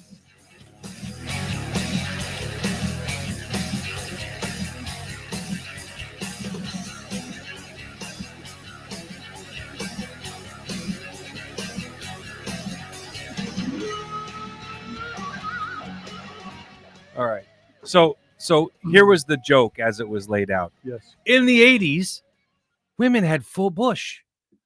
Full bush in the 80s. Do you understand what I'm saying, Kevin? Mm-hmm. Full bush. You were a young man back then. You know what it meant for a woman to have full bush. I'm the one that sent this to you. But go right? ahead. Yeah. Right? In the 90s, I've seen it this was too. a landing strip. Right. Right? Right. Total landing strip in the 90s. Loved the landing strip. Hell, I had a matching one on my face. In the early 2000s, it was bald. Baby's behind bald. Soft, bald, beautiful. If you're with the right woman, it's tasty. You get to the last 10 years, and it's cock.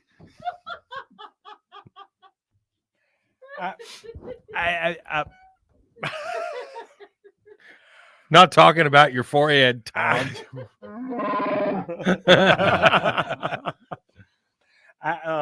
Just be glad none of you idiots are back in the single circle.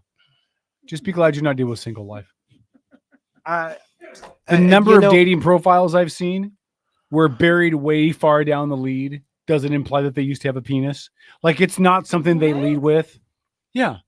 Oh my God. Like I'm post-op, whatever, right? I just think that's something you should lead with. Yeah. Oh, they deserve love. That's sort of not for me, but they deserve love. Well, remember, you're a bigoted asshole if you're not willing to date a woman that used to be a dude. Not gonna happen. I'm just telling that I'm not making that up. That's what the left says. You're a bigot and a transphobe Well, if you won't date a man. But they can say whatever they want. And Amen, if it's true, I'll live Kevin. with it. I don't care. Are you a bigot? Because you would never date a man that was transsexual, would you? Back after this. Outlaw Radio.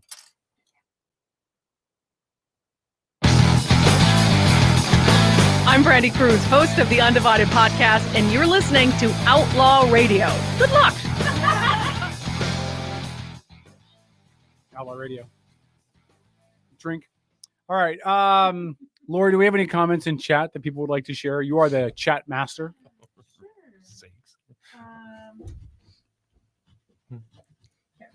Oh, there you go. A lot of back and forth about Anna Nicole Smith. What? What? She died. I know. I have not been watching the chat. Did I start something there? I think so. So Apparently someone drugged that up. That was Yeah. a joke. Yeah. She died, didn't she? Yeah. Yeah. She did. Well, Pamela Anderson's the one that's still alive. Okay. Yeah. Yeah. More miles. So there's quite a bit back and forth about that. What about Anna Nicole Smith? How did that even come up? None of us talked about her. Yeah, I brought that up when you asked the question about Trump and Melania. and Melania. Oh, okay. Yeah, I said she could always just Anna Nicole Smith it. I missed that. I'm sorry, I missed that joke. That's actually pretty good. All right, Lori, go ahead. Yeah. And then let's see. There's quite a bit. If Kevin is being childish, isn't that the best reason to make your point? Guess who said that? Amber Heard. Nope. No, who? Terry. Oh, did she? Okay. Mhm. And Holly Ann said, well, it's not your profile, so it's not up to you what they lead with, is it, Kevin Chambers? Good point. I would think leading with Yeah, don't let me respond to that comment. Just say it, give your little onesies, and then jump out. Go ahead. That's all right, Lori. Go ahead. Keep going. I would think leading with one's criminal history as well as history of protection orders women have taken out would be far more relevant. Probably. Wow. Um, But yes, dating is rough out there. Dating's hard. Dating's difficult. All right. Mhm. Paul, you have a lot of stories that you've posted. Do you have any that you want to lead Go, to Paul. next, or do you want me Go, to? Paul. Do you want me to? Go, Paul, Paul, Paul. It's your birthday. Get your party on. It's your birthday. So, I can't get the captain's comment about you looking like a 70s porn director out of my head, though. I think that's. well, you know what? Sometimes you got to look the part when you're making home videos. There. If you go back into the chat, yes, okay, you will find the section where it is Trump's interview summed up on the Rogan podcast. Looks like that, Kevin. You follow me? Okay. Yes. How long All is right. that? Do you know? Well, no, it's all a bunch of short clips. Oh, okay. So it's you can play the clip and then discuss it, right? Okay. So that was, part of it. So this was an interesting out of the Washington Examiner. This story I found very interesting. And effectively what the Washington Examiner is saying is that President Joe Biden is checked out on Kamala Harris and her campaign. Have you guys noticed that he's not out? Hold. That sentence was way too long. President Joe Biden has checked out. Period. That's it. We're done. You're worried about end of statement. You're worried about my English? Oh no, I'm just saying there's too much sakes. there. So which one is it? President Can I Joe see the picture Biden of that has one? checked out. Period. Huh? There's nothing else to say. Okay, that one. Yeah. Yeah. Okay. Tom, That's what I'm getting at. Okay. Well, the Washington Examiner wrote this story, and it's basically pointing out that, hey, Joe Biden's been nowhere to be seen supporting his vice president who's running for president, right? There's clearly a lot of animus, and apparently the rumors going around that Nancy Pelosi is actually pretty pissed off that she's getting left holding the bag. Basically, it's Nancy's fault. She forced out Joe, right? Because she's out there saying, look, it was Hillary Clinton, it was Bill Clinton, it was Barack Obama, it was the Hollywood elites like Clooney and others, that they all came to her, but because she was the closest to him, it was her job to make the call. And as a result, because he's bitter about it, he's not out supporting her. Basically, like, F you, if you lose, it's on you, right? I find it interesting, Kevin. You haven't seen, because none of us have seen Joe Biden out supporting her, with the exception, I think, of a couple like a phone call that came in with a video of her doing a little rally, and he called in via speakerphone. A couple things like that. But other than that, I don't think we've seen Joe Biden out supporting Kamala Harris doing anything. Have we, guys? No, he showed up at one event that she was at, but then kind of wandered the other way. I seem to recall. But you're right. He's been strangely absent, but that's probably smart. If you're Kamala's, because the entire reason why Kamala's a candidate is because Joe's mental acuity was slipping. Bringing him in to back her up, I think, is counterproductive. But that's just what I think. I don't think it's a bad thing at all. In fact, I think Harris is probably glad that Biden is not anywhere to be seen. But I could be wrong. I'm not wrong, but I could be.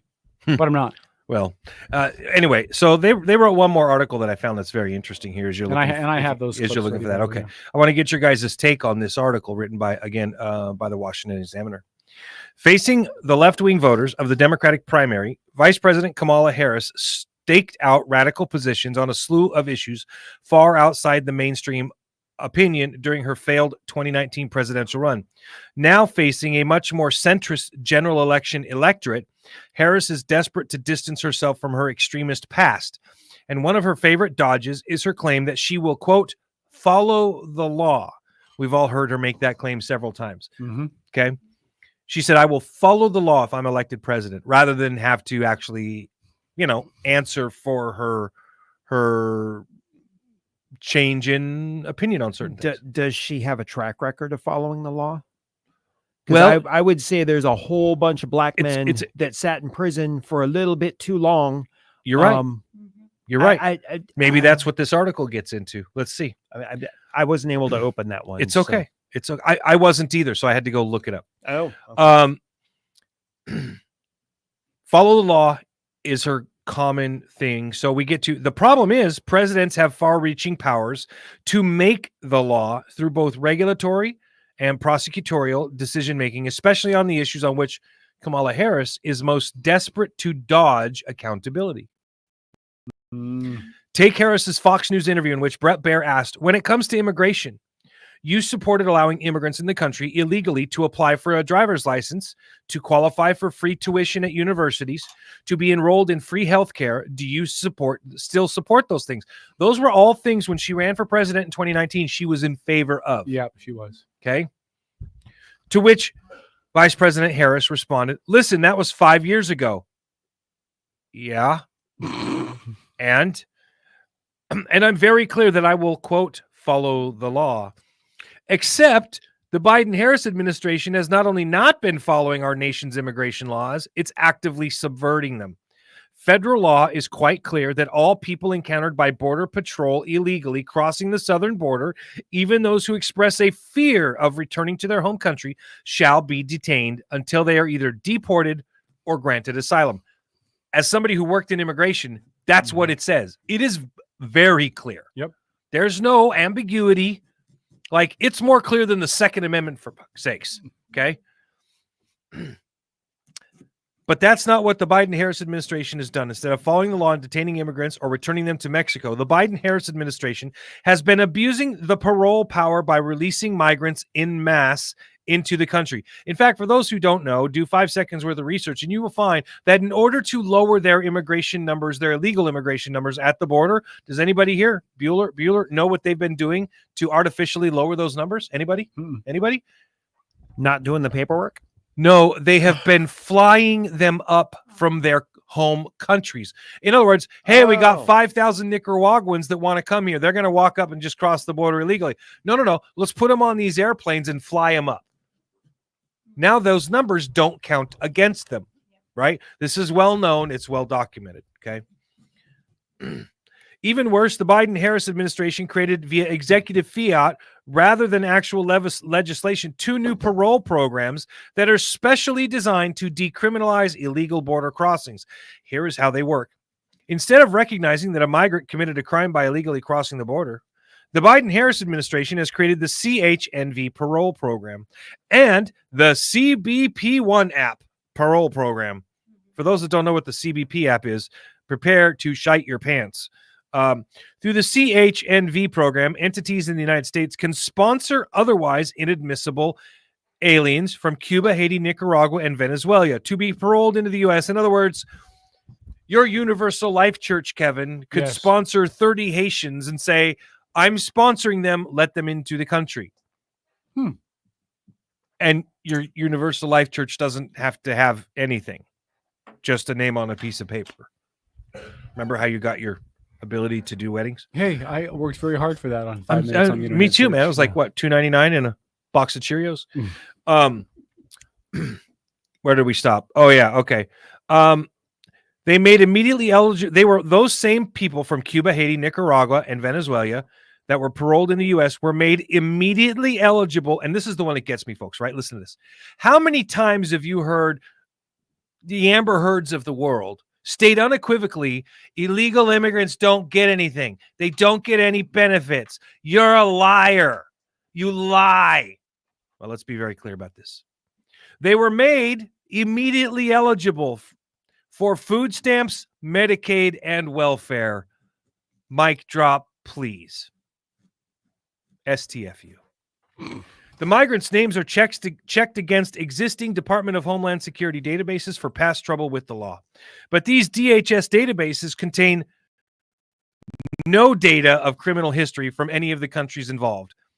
Well, it's because they weren't vetted. At all. That's correct. That's the problem. Yes. Yes. Absolutely, Tom. Moving here is not the problem. Vetting is the problem. For sure. Yeah. Phil? I get a feeling people get vetted better to adopt animals from the Humane Society. Try adopting a human, right? Yeah, you want to adopt a kid that doesn't have a family? Yeah, somebody who doesn't murder their unborn child and decides to find another loving family for them. Yeah.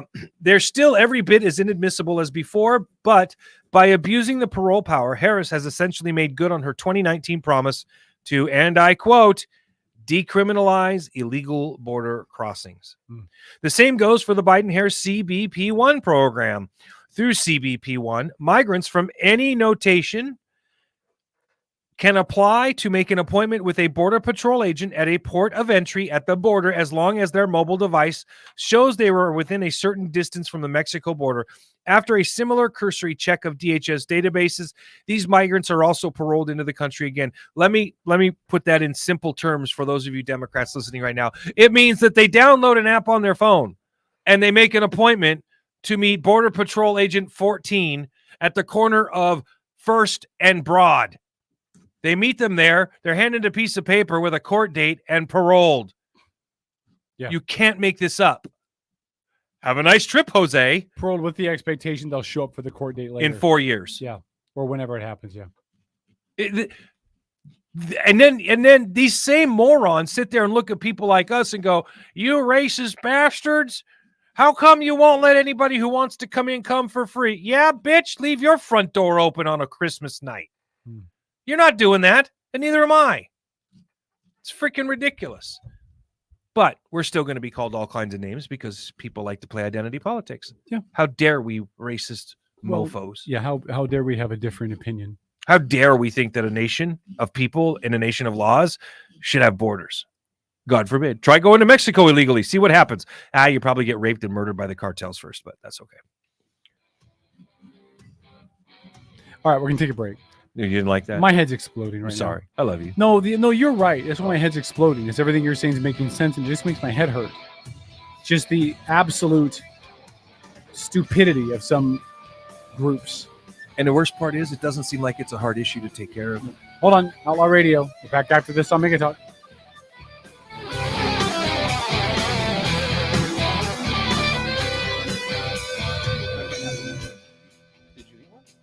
I can't have any more of those. Did you eat one?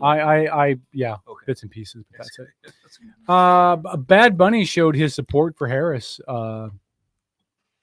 Bad Bunny? Bad Bunny, Who's the rapper. Bad Bunny? He's a rapper. Okay. He's really, really popular in the Latino culture world of because he's Spanish. Okay. Spanish speaking. Did it some doesn't wrestling. can I tell you something? Did some wrestling stuff. He was a wrestler for a couple. Okay. Yeah. It doesn't That's how I bother know. me when celebrities show their support for any candidate because they have every right to make their opinion heard.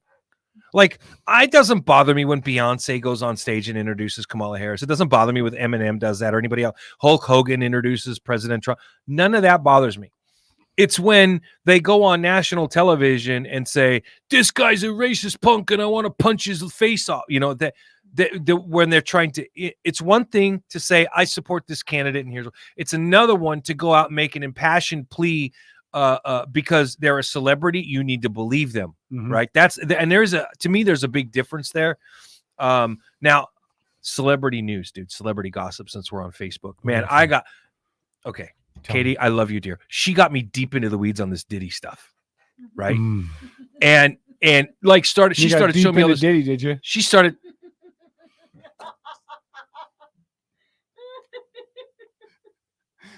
Go ahead, Paul. So did he do it?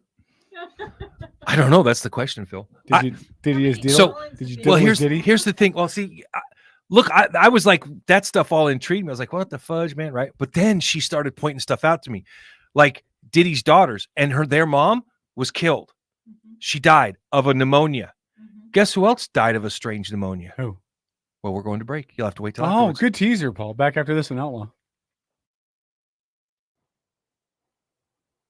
Outlaw Radio Network. I'm Brandy Cruz, host of the Undivided Podcast, and you're listening to Outlaw Radio. Good luck. And now the man that wants to be diddled by Diddy, it's St. Paul. Hello, Paul. Diddle is Diddy. So what's up, buddy? So you said during the Facebook commercial break, So you said that Diddy's wife and daughters. Well, so the wife, a couple weeks before she died, put out a video about how it was Diddy that killed her, and she died by this rare type of pneumonia, right? Well, guess who else died of a rare type of pneumonia that had a beef with Diddy? Who? His first name was Easy, second name E. Guess who else died of a similar rare type of pneumonia? Although Eazy-E's was AIDS related, but it was still the pneumonia that killed him. Okay. And remember, there were jokes made by certain people in the industry, the same record label, about how you could just walk by somebody with a needle that had AIDS in it and poke them, and they wouldn't know that they had AIDS until it was too late. Well, anyway, sorry, I don't want to get too far down that rabbit hole. Guess who else hung out with Diddy and died of a rare form of pneumonia? One Miss Brittany Murphy. And her husband, Simon Montjack, 6-7 months later. Like, a bunch of people around Diddy died mysteriously. And it kind of like she had me convinced this dude's like a closet serial killer, man. It's crazy when you start going down the rabbit hole. I'm just telling you, man. I'm just telling you. And people still like watch the documentary on Brittany Murphy. Sad story because I thought she was a brilliant actress. I just thought she was so good. Wasn't she in 8 Mile? Yes. She was Eminem's. Yes. She played Eminem's his love interest. Love interest. Yep. Yeah. Yep. Died of a very, very rare, almost incurable type of pneumonia. And to think that she died of it, then her husband died of it like months later, but her mom, who was in the house with both of them, never got sick. Weird. And she not only hung out with Diddy, but Montjack hung out with Diddy's like weight training coach or something like that, and supposedly owed them a bunch of money. Like there's some weird interconnecting kind of stuff there. And it will be really interesting to see, because these lawyers are saying there are some big name celebrities that are on this list and that are going to be accused of doing this stuff with him. Like, I'm like totally like who's it going to be? Who's on that list, man? Who's going down? Is the list going to come out though? Like, we didn't see the Epstein list. That little black book still missing. Yeah. Sounds a lot like Epstein. You think Oprah's on that list? It's been rumored. Okay. And LeBron. One Diddy's list. Kardashian. And you know who's spreading a lot of those rumors, because he basically put his hand up and said, "Leave me the hell alone. I don't want to have nothing to do with this." Is 50 Cent. Yeah, he's been very vocal about. Eminem's been really vocal about Diddy as well for years. Well, wasn't he involved with Diddy on the bad side or something? No. In fact, if you go Google it, Eminem has been ripping on Diddy since the late 90s about some of his weird stuff. Eminem's been doing it in albums the whole time and just nobody paid attention to it. Yep. Lori? And the song with Rihanna about the monsters under her bed. Mm-hmm. Yeah. She lived down the street from Diddy, and apparently Eminem was trying to help her by getting her involved in that song so that she could finally make enough money to move out of there, because Diddy was threatening to tunnel under her house. Let me ask a question. Which is bizarre. Let me ask a question though. I have a really hard time. I'm not sticking up for Diddy. No, I know. But I have a really hard time believing that all this stuff is true. Because Diddy's been around for a long time. He's had a lot of power for a long time. He's been influential in music for a long time. Mm-hmm. If it's all true, and I'm not saying it's not, I guess I'm just asking the question. If it's all true, how did it fly under the radar for so long? How is it so quiet for so long? Because he had a black book. Well, hold on. Them. And now, how all of a sudden has it all come out at once? Like, it hasn't trickled out. It's not like, you know what I mean? Like, we didn't just go from where there might be enough evidence to convict him to now we have like 18 encyclopedias of evidence. Mm-hmm. That stuff didn't show up overnight. I have a hard time when the government just magically comes up with. I would answer that question with a question though. What about someone like Harvey Weinstein? Yeah. You know, I mean, he was an abusive, disgusting human being in Hollywood for decades. You'd think someone would have said something. Yeah. Rose McGowan did. Yeah. Rosie McGowan did. And I'm not saying that Diddy didn't do all this stuff. I'm just curious how it went from a year ago, nobody had any negative stories about Diddy. I have an answer for you. To now, everything about it. It's all out at once. Go ahead. So remember about a year ago, there was a famous actor who suddenly collapsed, was taken to the hospital, rushed to the hospital, didn't know what was wrong with him. Family surrounded him, didn't know if he would survive. No, who's this? Jamie Foxx. Oh, I do remember that. Yeah. But he had a heart attack, right? No, he did not. So you think this is related to Diddy? He just had a special taped in Atlanta. He doesn't do stand-up comedy. He hasn't done it for years and years. Mm-hmm. It's in there. He talks about what happened to him and who he blames. And it was a party. So that Diddy's became the boogeyman then? I mean, he's like a modern day, like, I think that Saw? Maybe. I think that Diddy was allowed or did fly under the radar because he wasn't talking. And I think the first thing was the girlfriend who was on camera, and he was on camera dragging her back into the hotel room. Mm-hmm. So that became public and didn't quite leave the news cycle. It was always kind of simmering. And then he has videos, hours and hours of video, and a lot of government officials, apparently, a lot of celebrities are involved. Yeah, I'm not saying he didn't do it.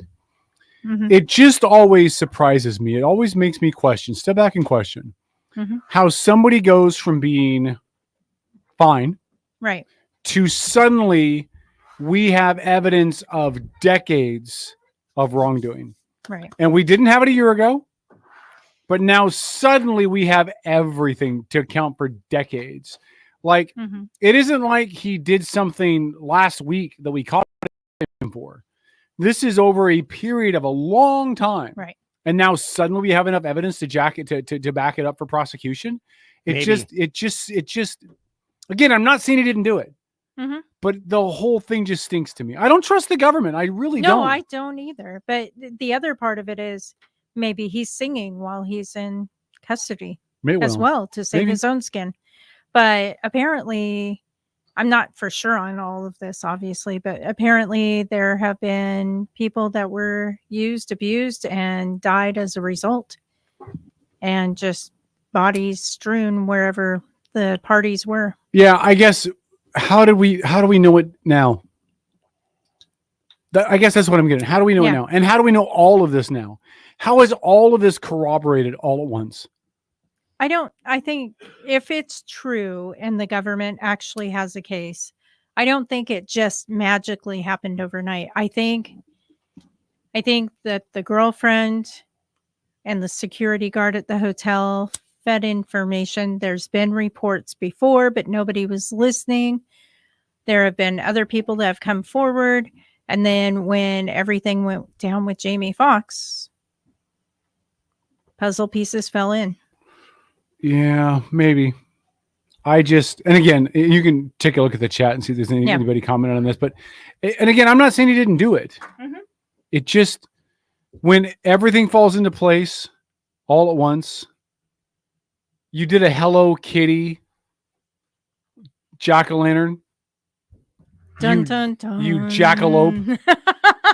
If you're on AM, you're missing out. If you're on Facebook, please take a look at Tom's creation. Hold on, move that. Yeah, there we go. Look at Tom's creation.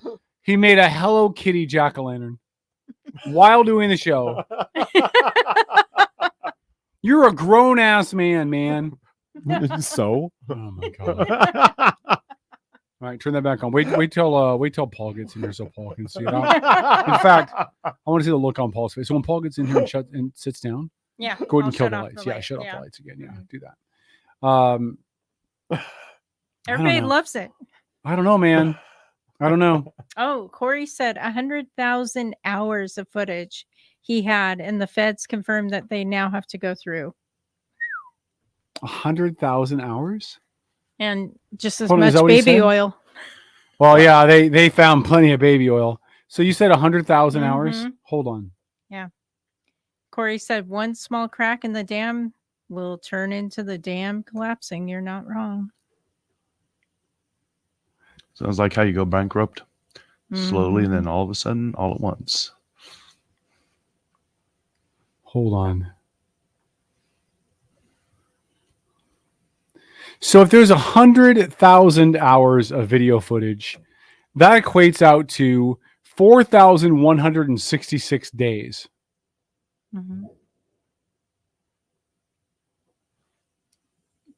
Multicam? Like, I don't know. And by the way, how do you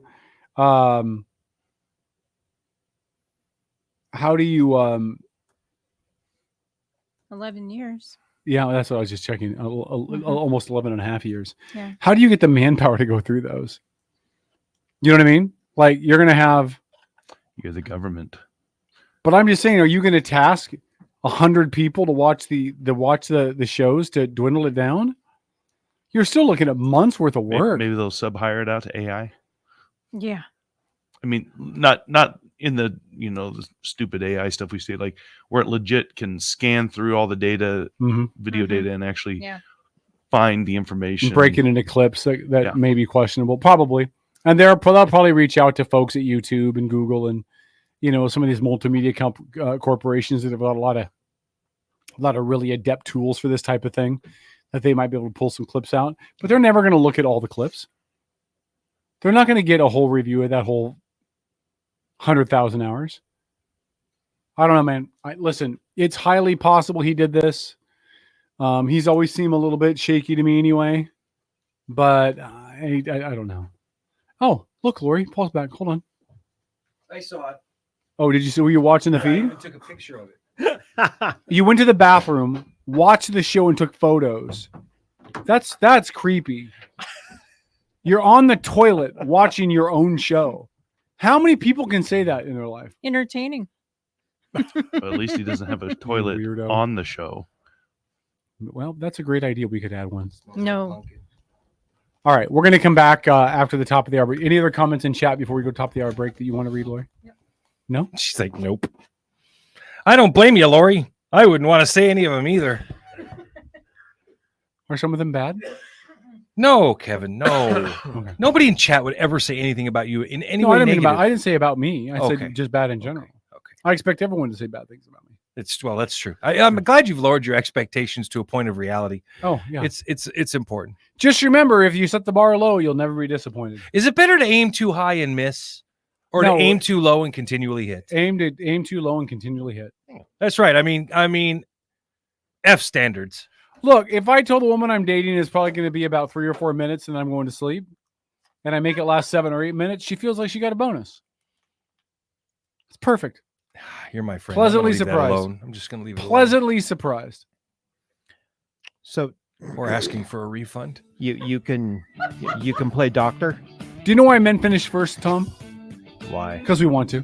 All right, we're going to take a break. That's not how the joke goes. It's why do men die first? Because we want to. It's both the same. All right, we're going to take a break. When we come back, more topics, more discussion, and maybe, just maybe, right or racist. We'll see. Outlaw Radio.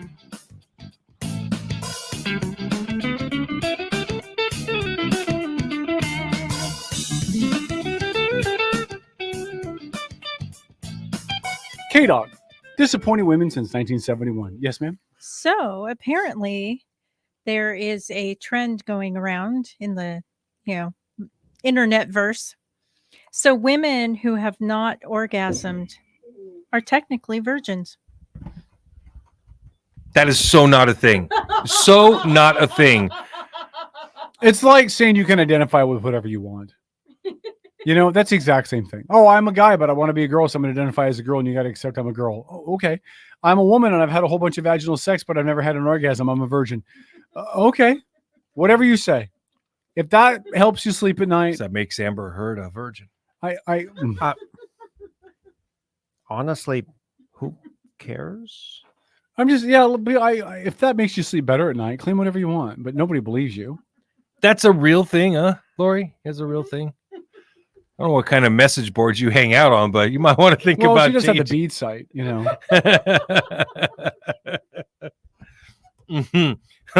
Oh, boy. Yeah. Hold on, I'm Googling. It's getting hot in here. So take off. Never mind. Isn't that Nelly? I don't know. I do believe that's Nelly.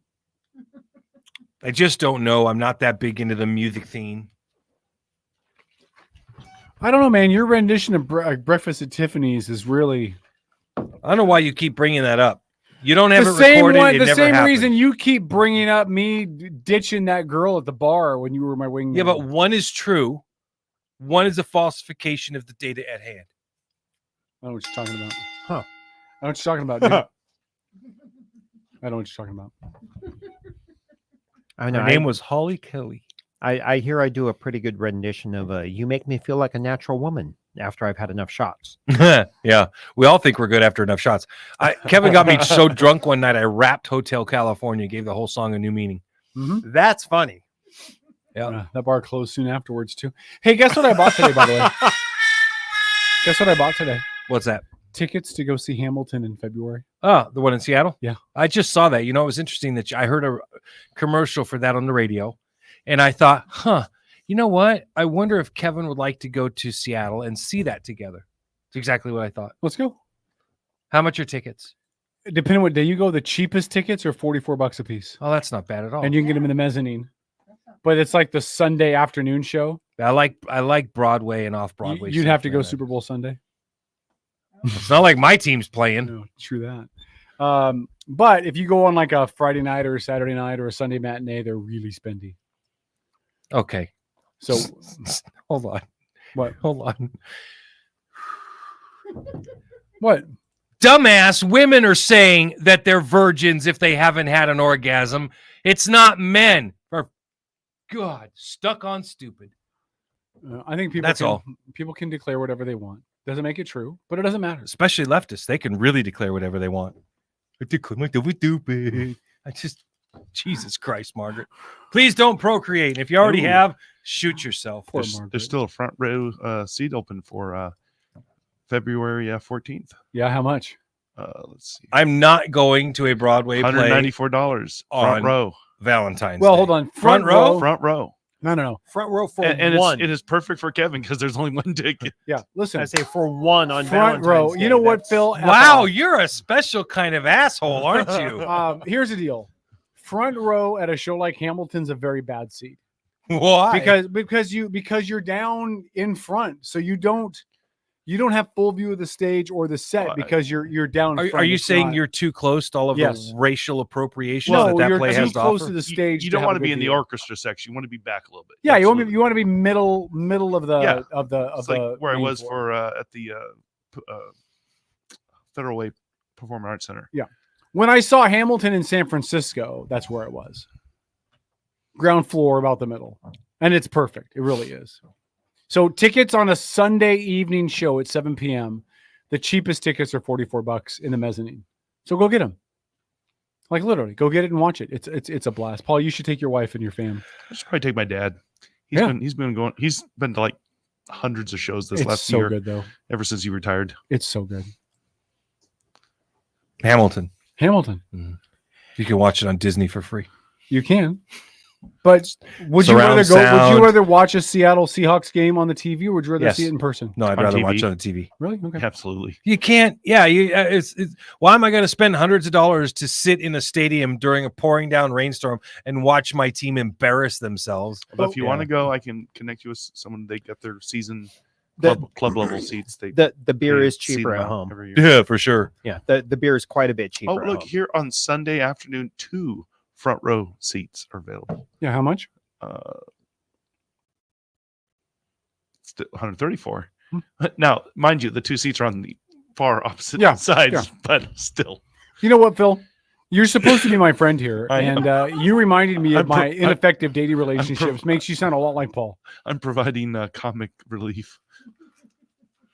Well, see there, See Phil what hit you've the done? nail on You've the rubbed head. off on him, Paul. No, Congratulations. no. Phil did a good job of differentiating between And the we're two back, of us. by the way. Are we back on AM? All right. For That like a mistake minute. brought to you by Phil. Phil is there to bring comic relief to your, quote, air quote, dating life. So we'll have to blame this on Hamilton. And I'm just there to give you the straight and skinny, right? Just drive the reality. Would you go and the see truth that? home. Would you go see it live? I would go see it live. I like live theater a lot. Do you? Yeah. Would you go. ever do live theater?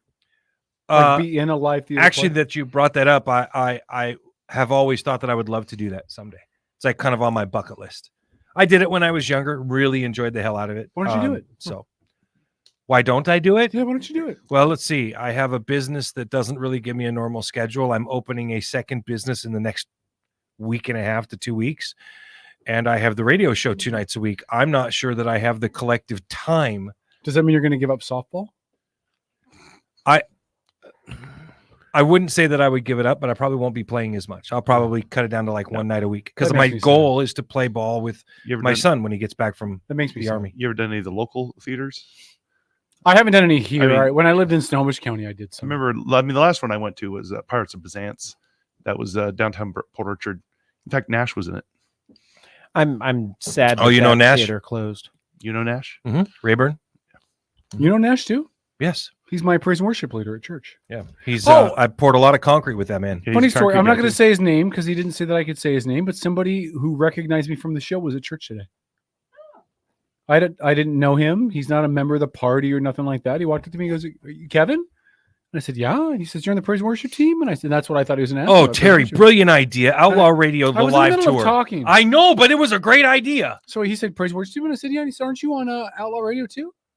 I'm like, "Yeah." He's like, "Yeah. My buddy and I watch it all the time."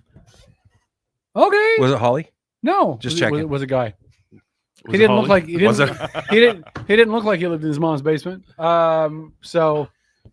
Yeah.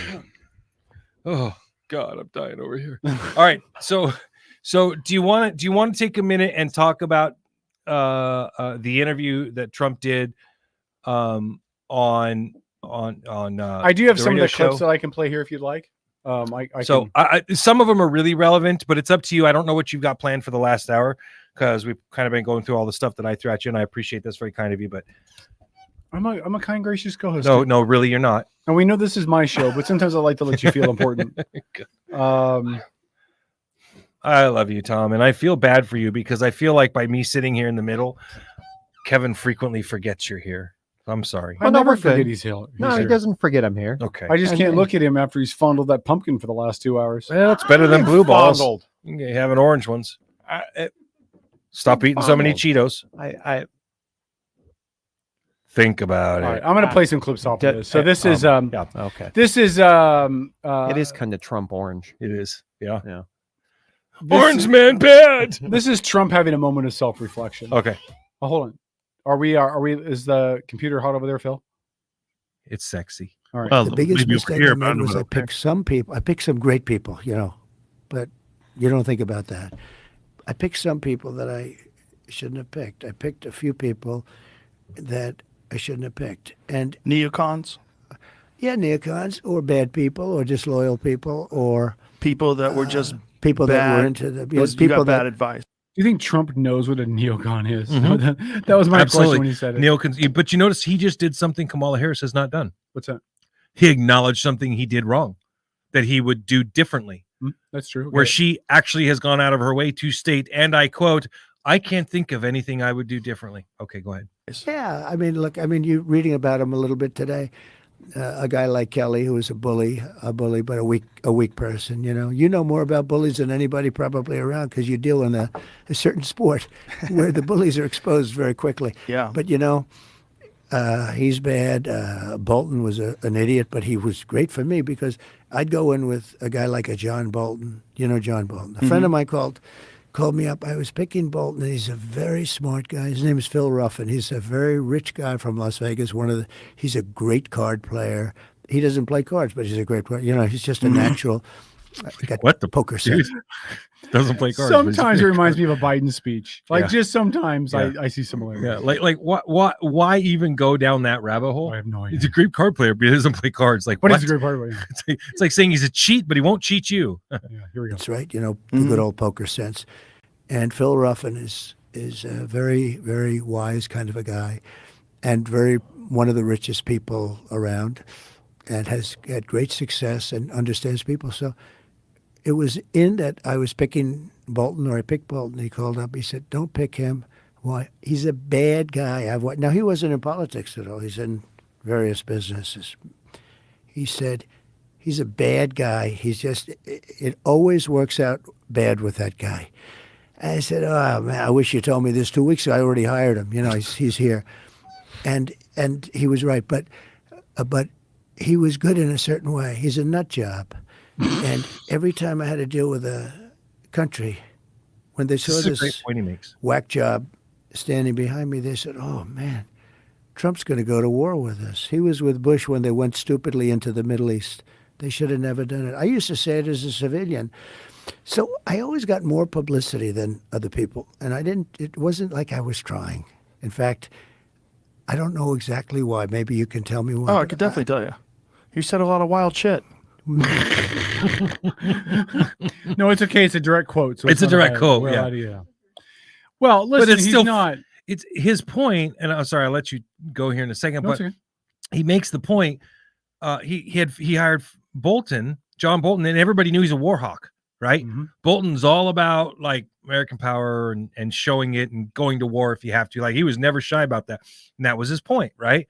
He was like, I'd have Bolton standing behind me, and he's got like, oh crap, Trump's going to go to war with me because he's got Bolton there with him, right? Everybody just knew in international affairs that was Bolton's thing. Bolton was a neoconservative, so it's they're interesting points that come up, and it's why it's so easy to be critical of Kamala Harris for refusing to do these kinds of interviews, right? Because you're never going to get to know her. You're not going to know what kind of a leader she will truly be. She's been so insulated. Nobody knows what to expect or what kind of with Donald Trump, you know what you're going to get. Full stop, man. There's no mysteries about this dude. All right, let's play another one. This is some of his comments about Kamala Harris. And by the way, Phil Ruffin owns the Circus Hotel in Las Vegas, as well as Treasure Island Hotel. Yeah, Treasure Island. Well, don't get me started on Vegas because we'll never talk about anything else. All right. This is Trump talking about Vice President Harris. The rhetoric is also that you're Hitler, and that Yeah, in that's order another to thing. stop Hitler, you have to do whatever it That takes. was okay, yeah. Yeah, and this is, I mean, you're hearing this now. Kamala compared you to, said your love of Hitler yesterday. It's Kamala's a very low IQ person. She's a very low IQ. I'm for taking tests too. I think anybody that runs for president they should give them tests. And it's not an age thing. It's not based. If you look back on history, 70s and 80s, some of your greatest leaders in the world history, long-time world history, they were in their 70s and their 80s. But I think you should take cognitive tests. I think they say it's unconstitutional.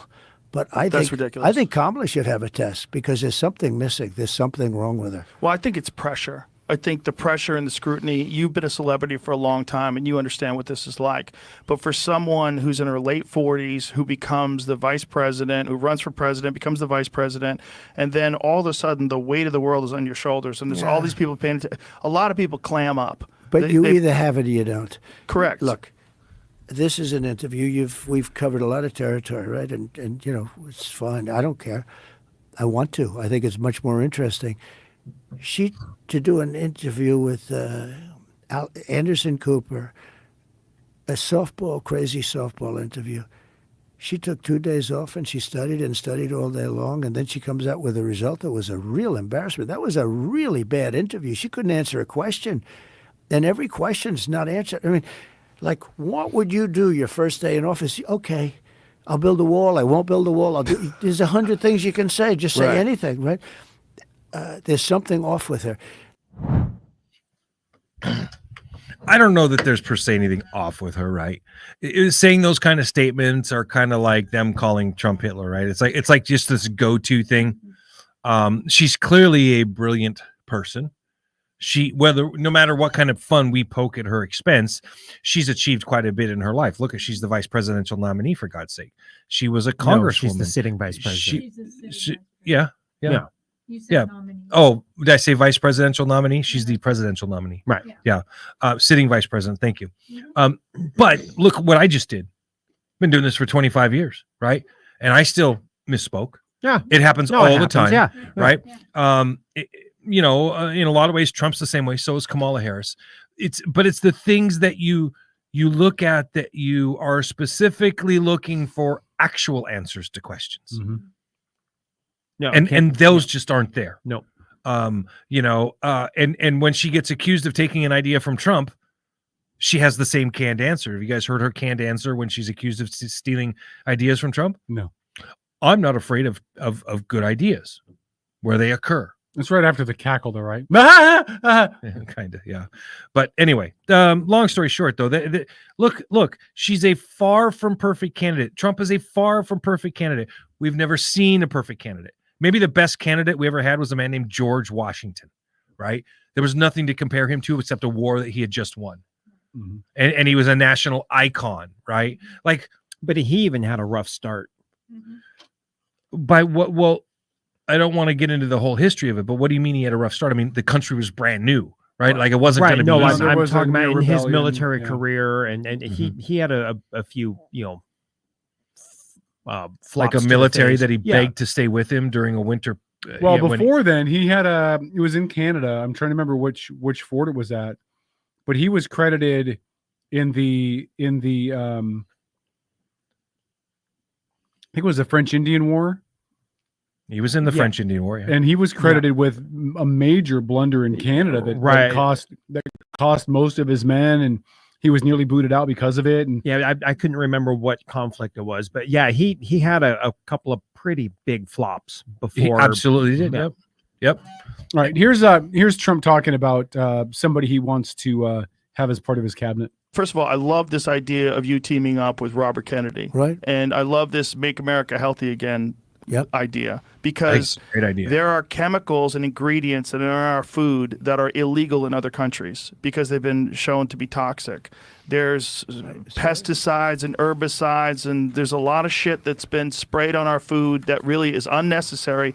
And there's a lot of health consequences that people are suffering from a lot of these things. And I brought this chart for you. Beautiful. Because I had a feeling you'd be asking me. Thank Look you. at this chart. These are healthier countries. Look where the United States can't is. I'm read going the to send this to RFK Jr. Look so at that. this is well, something along the. I was actually talking to RFK today, and he told me that more than 70% of young men are ineligible for the military because of their health. I could see it. That's a lot crazy. A lot of it's obesity. So here's the life expectancy versus That's it. health expenditure. Same chart. Yeah. Did you see that? USA. Wow, yeah. that's pretty good. Jamie's the best. He's very good. He's the best. But no, but look at that. Look where at the USA is. It's not good. And they that's our spend all that food. money. That's our diet. That's sedentary lifestyle. That's our diet. That's the chemicals we ingest. That's what that is. But RFK is going to be very, I think he's a great guy. I think love he's the great. fact that you guys teamed up. Yeah. it's And a are you good guys combination. completely committed to have him a part of your administration? Oh, I am. But the only thing I want to be a little careful about with him is the environmental, because he doesn't like oil. I love oil and gas. I think Just it's keep him out of that. to fire. So I'm going to sort of keep him out of a little. I said, focus on health. Focus. You can do whatever you want, but I got to be a little bit careful with the liquid gold. I understand. So it's The fascinating kind of, you almost feel like you're getting a behind the scenes opportunity to listen. Yes. Right. To a very casual conversation, which is what I love so much about Rogan. He's not afraid to ask those questions like, hey, Mr. President, are you abusing funds? Are you on the take? Are you, where are you getting all this money from, kind of thing? Like, he's not afraid to have those kind of conversations. Well, and he, from what I saw, I didn't get to see this one. I'm a Rogan fan. I like his show because Rogan doesn't care who he's interviewing. He just asks the questions. You probably do know this since you're a fan of his. Did you know that for years he refused? He absolutely refused. He's like, I will not have Donald Trump on. Yeah. I do not like him. I will not promote him or what he's doing. Right. Yeah. So even for Joe Rogan to do this was for him to step outside of his comfort zone and go someplace he said he wouldn't go. And somebody made the comment today, and I don't remember who it was, but he says, when you're the Democratic Party and you lose a presidential person running for president of your party, not only to the other people, but that person switches parties. When you lose the top Kennedy left in politics to the other guy, when you lose Joe Rogan, when you have Bill Maher coming out and talking and saying good things about you, when you have Chris Cuomo coming out and basically saying, hey, this guy's for real, right? Saying positive things about the campaign, right? You've effed up somewhere along the line. When you've lost Tulsi Gabbard, you've effed up. Yeah. Here's Trump talking about one group he's not unhappy that he pissed off. Do you have anyone that is pressuring you to not work with him? Have there been people not that are work with reaching who? RFK Jr.? Yes. Yes, I would imagine. Because I would financially, say, he could put a dent. I would say that, and I think in many ways they've done a good job. In many ways they've done a bad job. But I would say that the big pharma wasn't thrilled when they heard that, I have a relation. I've actually always gotten along very well with him. I've known him a long time. He's a different kind of a guy. He's very smart, great guy. And he's very sincere about this. I mean, he really is, he thinks we spend a fortune on pesticides and all this stuff, and then you end up that chart is a terrible chart, the one previous. It's such a bad chart when you look at where we are compared to other countries that don't spend 10 cents. Right. So, and you save a lot of money. But yeah, I've had some people that aren't exactly thrilled. And my name's Donald Trump. My favorite place to eat dinner is McDonald's.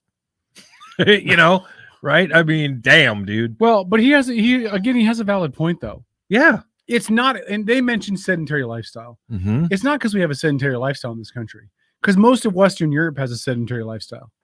Most of the developed world has a sedentary lifestyle, but our medical issues in this country are far worse than even most developed countries. Like our medical issues, our health, our obesity, our diabetes, all of that are worse than Western Europe.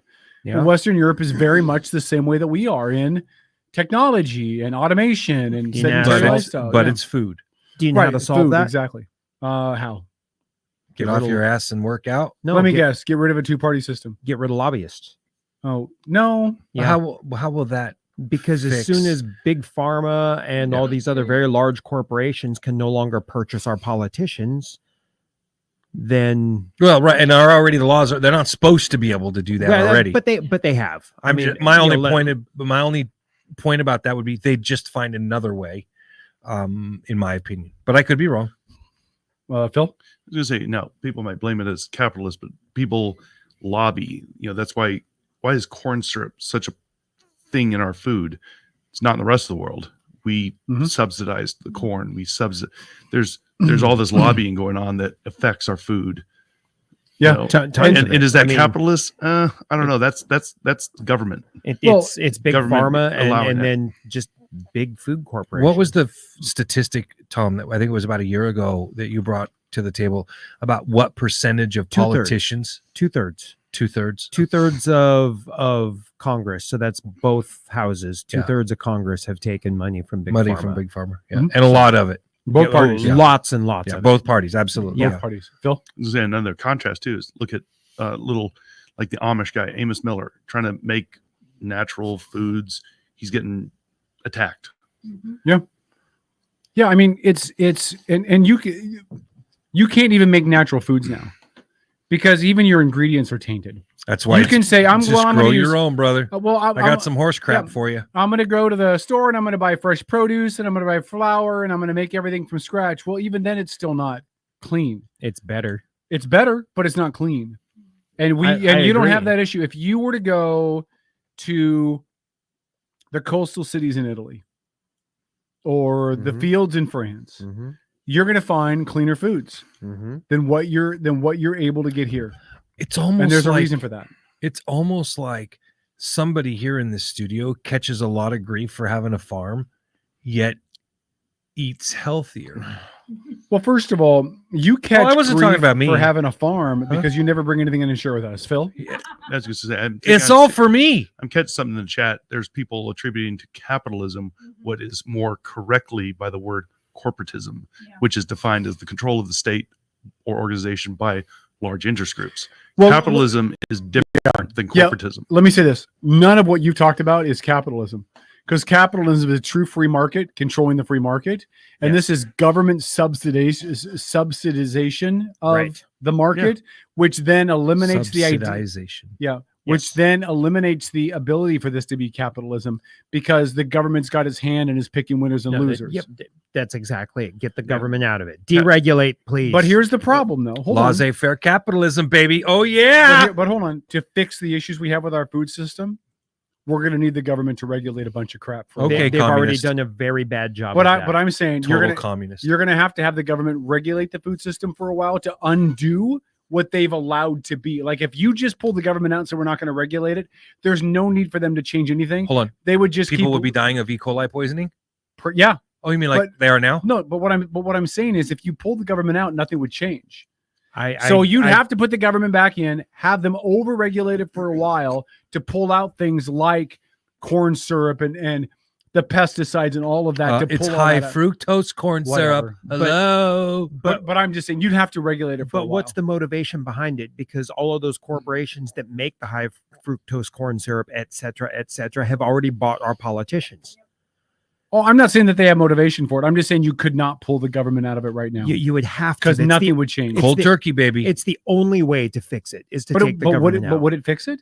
Because then you wouldn't have any impetus for them to change anything. The free market. Look, a few customers die from sickness. They get sued. Wait a minute. The bad companies, they go away. Tom, quickly. I love you, but you're so insane. The free market would not because the bad stuff would be cheaper. And right now, people can barely afford to put a gallon of gas in their car or buy a gallon of milk. Thank you, Kamala. The bad stuff is not necessarily going to be cheaper if you open up the free market. Everything goes to the same to a level playing field.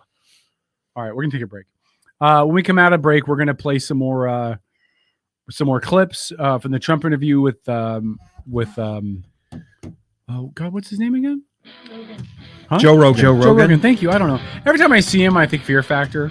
Anyway, Yeah, it's the Fear Factor Do some more guy. clips about that. We might try to get a little bit of our card game in, and we'll do football picks and some other stuff. So stick around. It's more of Outlaw Radio. We're back after this.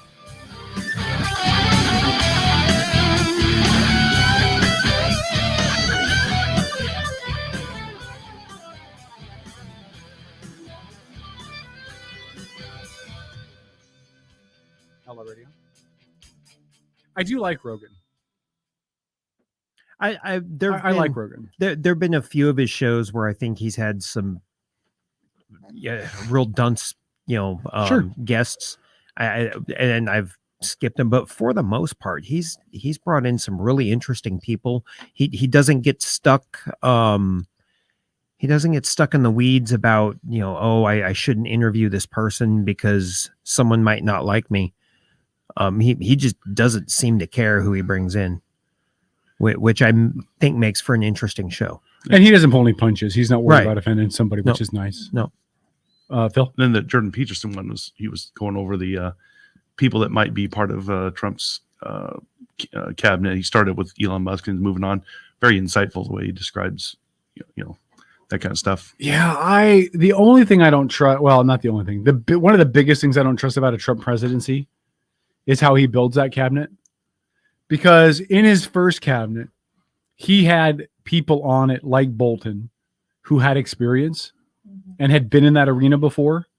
And my fear is that because it left such a bad taste in his mouth, when he builds his cabinet this time, he's not going to have any of that. He's going to bring in people like Ramaswamy, people like Musk that are smart. I'm not debating that they're smart people, but they don't have the experience in that arena. And I think that could hurt him really bad. So that scares me a little bit. Because I don't know, there's no John Kelly for him to bring in this time. I think he's alienated a lot of that group. So hold on, we'll play some more clips from the Trump interview with Rogan after this. It's Outlaw Radio. Stay tuned. .com. StayTuned.com.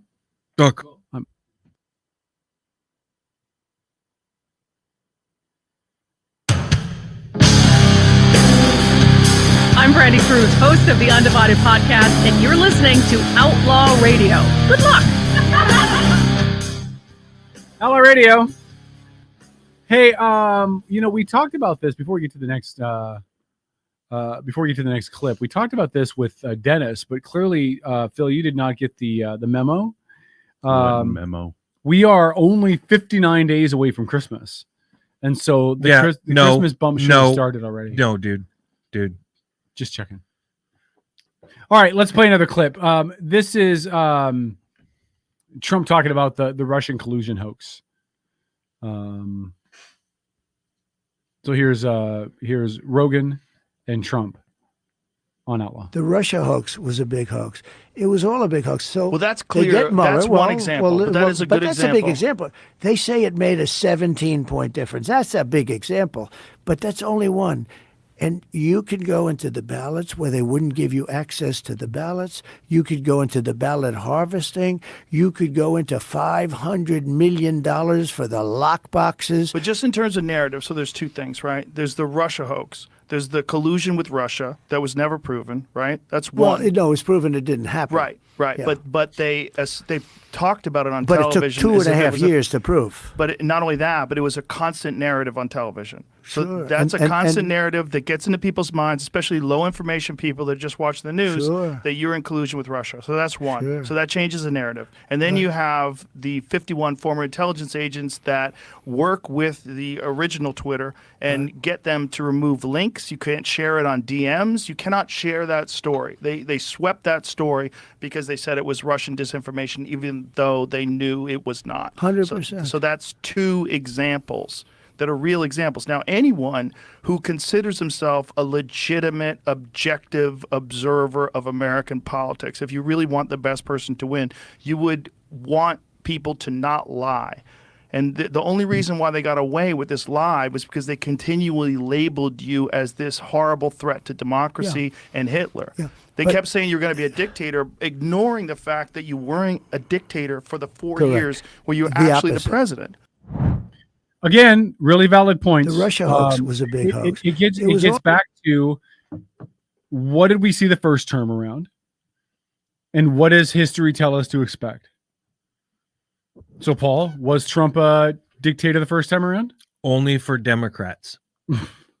Well, seriously, right? I mean, they it's a nickname. It's something that they've developed. Everybody refers to him as a fascist now on the left side of the political aisle.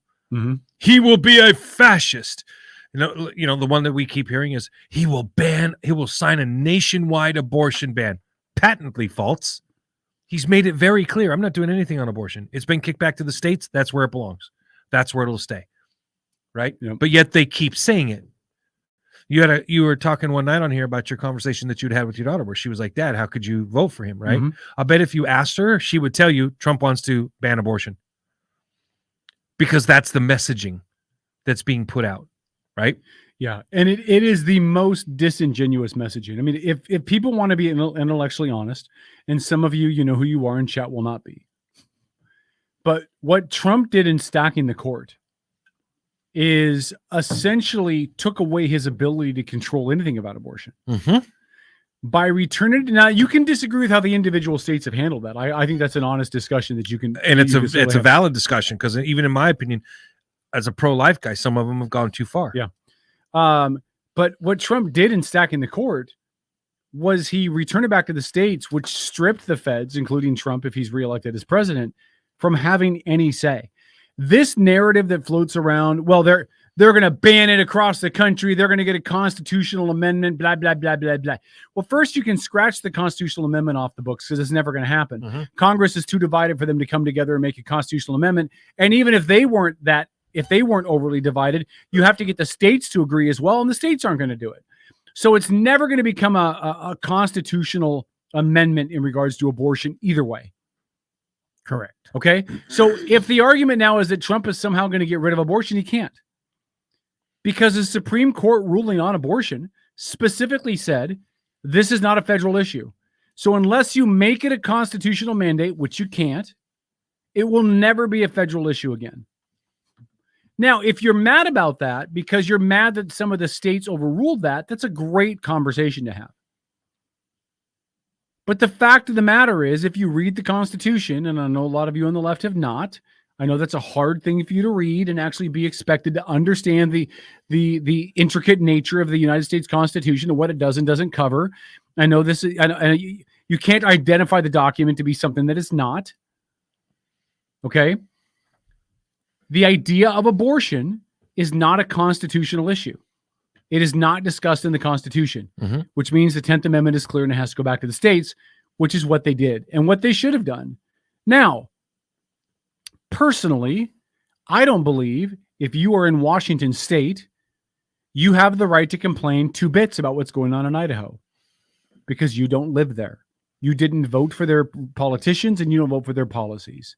So you can sit in Washington on your ass and bitch about it, or you can go to Idaho and you can make a difference.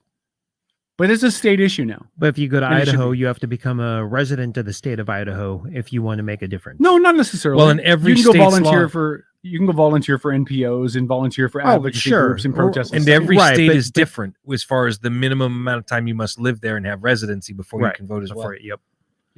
Now, again, Paul and I both agree. Paul, who is very pro-life, and I am pro-choice. But Paul and I agree that some states have gone way too far. Idaho has taken this thing way too far. Way too far. Texas and other states threatening to go after people who leave the state to go to other states to have an abortion, I believe have gone too far. Because the last I checked, we didn't have border checkpoints in between states. And that's a really slippery slope. For sure. But again, this isn't rocket science, kids. We didn't break a wheel. We basically returned it to the states where it should have been the entire time. And then if you don't agree with how the states are handling it at the state level, you deal with it at the state level. So if people in Idaho are pissed off about it, you better elect a whole bunch more Democrats into state office in Idaho. Because they're the ones that are going to overturn some of the abortion laws that have gone into place, or more moderate Republicans. Yeah. But that's up to the people of Idaho to figure out. You don't get to stand in Washington state and throw rocks over the border and bitch and complain about what they're doing in Idaho. Just like I wouldn't want people in Idaho trying to get over here and intervene in what we're doing over here. I would challenge anybody who thinks I'm lying about something. Prove me wrong. Post a video clip of it. I was like, shut your fucking mouth. Well, they can't So, prove that you're wrong. No, of It's course easier not. To, it's easier to listen, pigeonhole you. Donald Trump has made it very clear over and over and over again that he has nothing to do with wanting anything else to do with abortion. And like Kevin just pointed out, Supreme Court ruled there's nothing left for him to do on it. He's not going to sign a nationwide abortion ban. He's already made it a state's issue. If you don't understand the difference, I'm sorry, I can't help you. Wipe from front to back next time. Well, and again, it's just, and I don't know who's making the comments. But they'll keep lying about it because it makes them feel I like don't- tingly, like Chris Matthews, a warm. I don't monitor the funny feeling chat. down there. Like, I don't monitor the chat anymore because Yes, we I know. can't. I You've- can't yeah, multitask, yeah. right? You if- could. if Come you- on, I can't. brother. But if You could but listen, multitask. But if you can't understand what I just said, and if you can't see that logistically it's 100% true, listen, the justices on the Supreme Court could have ruled differently. They could have said abortion at any level is unconstitutional because of the life of the child, and therefore no abortion should be allowed. Mhm. The court could have ruled that. The court did not rule that. That's correct, Kevin. Well, all the court ruled was this is not a federal issue and this needs to be handled at the state level. So if you can't understand the nuances of what that means, if you want to live in a fantasy paradise, much like the fantasy paradise that libertarians live in when they believe I that their knew that candidates was have a shot at getting I knew elected. that was coming. But if you want to live in a Sorry, fantasy Saul. paradise where at least you're not a tipped over delusional leftist. because Trump That's gave it back to the because Trump Liar. Trump chose You liar. judges who retented it back to the states, and you think somehow that means that Trump is going to take it away from everybody? It doesn't make sense. In fact, anything that Trump tried to do now, if Trump woke up tomorrow as president and said, I'm gonna ban, you know, like in the Lion King where Simba's getting held up. Okay. Oh, that was Obama's birth video. If Trump suddenly woke up in the White House and said, I'm gonna ban abortion nationwide, the Supreme Court would immediately strike it down. Because they've already ruled that the federal government has zero say. So Trump couldn't do that. And you guys have to live in honesty. You don't like him, that's fine. You got plenty of reasons not to like him, but don't live in deception. The truth and is, lies. A, the truth is far too much fun. B, we have enough crap in this world that's serious enough. Like Kevin said, live in the truth, man. Like, you don't need to make crap up. You don't. There's plenty of stuff wrong you can all tell the truth about. Well, Lila, Even if it's Donald Trump or Kamala Harris or whoever, there's enough wrong with both of them, with things that they've wanted to do and tried to do. You can just tell the truth. If, of course, you're man enough. Oh, well, sorry. I said, didn't what about I didn't those, mean to misgender What anybody. about all those judges that lied about Roe v. Wade? You have to give me specific information they lied about. If you're talking about the Supreme Court justices ruling, first of all, I think it's disingenuous to say that they lied, right? They may have made an opinion that you didn't agree with, which you've got every right to feel that way. But the interpretation of law is just that, an interpretation and an opinion based on legal standing and facts. There's not I don't care how you cut it. When it comes to law, there is no black and white. We've seen that with various rulings on a whole bunch of things, right? So to say that they lied, I think is disingenuous. They just made a decision you didn't agree with. And I don't fault you for it. But it is the law of the land. And it's the law of the land until Democrats appoint enough Supreme Court justices to overturn that decision. And it will happen. In 20 or 25 years, abortions will be legal across the country again. Because this is cyclic. It is a cycle. Well done. I like that argument. You did well on that one. All right. About the cyclical nature of the it's argument. cyclical, Yep. yep. All right. Really quick, I'm going to play this. Trump talking about why Democrat politicians oppose voter ID. And he says it is honestly, well, it's really because they want to cheat. Hold on. I didn't have it queued up like I thought I did. I'm still getting used to this feed thing. Mail-in ballots are a bad thing. That certainly is a problem. Mail-in ballots are a problem. But every Another other country, problem is other voter countries, ID. Yeah, a voter ID. How Voter about ID is the most bizarre argument that Yeah. I've never seen anybody articulate in a way that's convincing. Because why they you wanna don't cheat. need voter. Well, it doesn't make sense any other way. I've tried to straw man it, or I tried to steel man it rather. I've tried to look at it from a position like, why would you not want people to have ID? And a lot of the ideas are just ridiculous. You need an ID to get a driver's license. Okay, but here's now the next step. Gavin Newsom, one of the worst governors in the world. Newsom. And I used to get along, but I don't get along with him now because he's just too, it's just a whole con job. But Didn't let Gavin him rake the Newsom horse. the other day signed a bill that you are not allowed to ask a person, even ask them whether or not they have voter ID. Now, what could be If a you ask- reasonable reason why anybody Because they would wanna want cheat. that? But Because that they would be wanna the cheat. only thing that makes sense. But that's taking it to the next level. Right. Now, you have ID. The Democrat National Convention, when they had it the last time, I saw, they had a sign like a billboard on the name of the person, where they live, how they live, who the hell their boyfriends are. Every single, and a big picture. That's for they have an ID, a big ID. It was hanging like you were a prisoner. They had these massive cards, everything. And yet when it comes to the vote, in theory, the most important thing we do, okay? When you go to a grocery store, you give ID. But for a vote, it's supposed to be a sacred thing, and it should be a sacred thing. No voter ID because they want to cheat. Well, it doesn't make sense in any other way. I've tried to look at it. There's no other way. There's no argument that anybody's presented that makes any sense why. You know the funny thing, Joe? The Democrats, the people, they all think you should have it. In other words, you should have voting. Yeah. If you go to the people, Mrs. Schwartz, Mrs. Smith, Mr. and Mrs. Jones. Sure. They say, of course, yeah. Democrats, they say yes. It's the politicians that don't want it, like Schumer and these guys. They don't want it because they want to.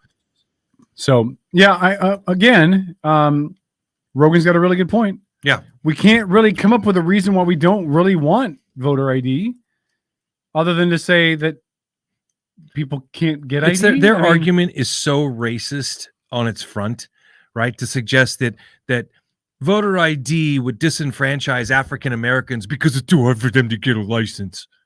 The hell are you talking about? And it's funny as hell. It cracks me up to watch these like reporters on the street. They go out around and they ask African American people, "Do you have a license?" "Yeah." "Why?" Like, so could you go get an ID as a voter ID? Absolutely. Let's get one. They want them just as much, but nobody's passed the law. So, I mean, I hope that it's something that Donald Trump jumps in there and does. So I'm there. Do I have time to make a quick statement, or no? Are you still going with that? I got one more Okay. clip to play. Is that okay? Okay, well, let me make this statement first Go because ahead. it's within regards to the conversation that was in the chat room.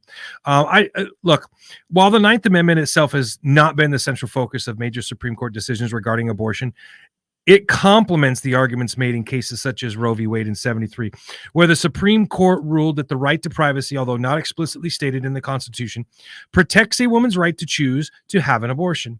The court's decision in Roe was based on the interpretations of the Due Process Clause of the 14th, but the Ninth Amendment usually serves as a philosophical underpinning to the rights discussed in these cases.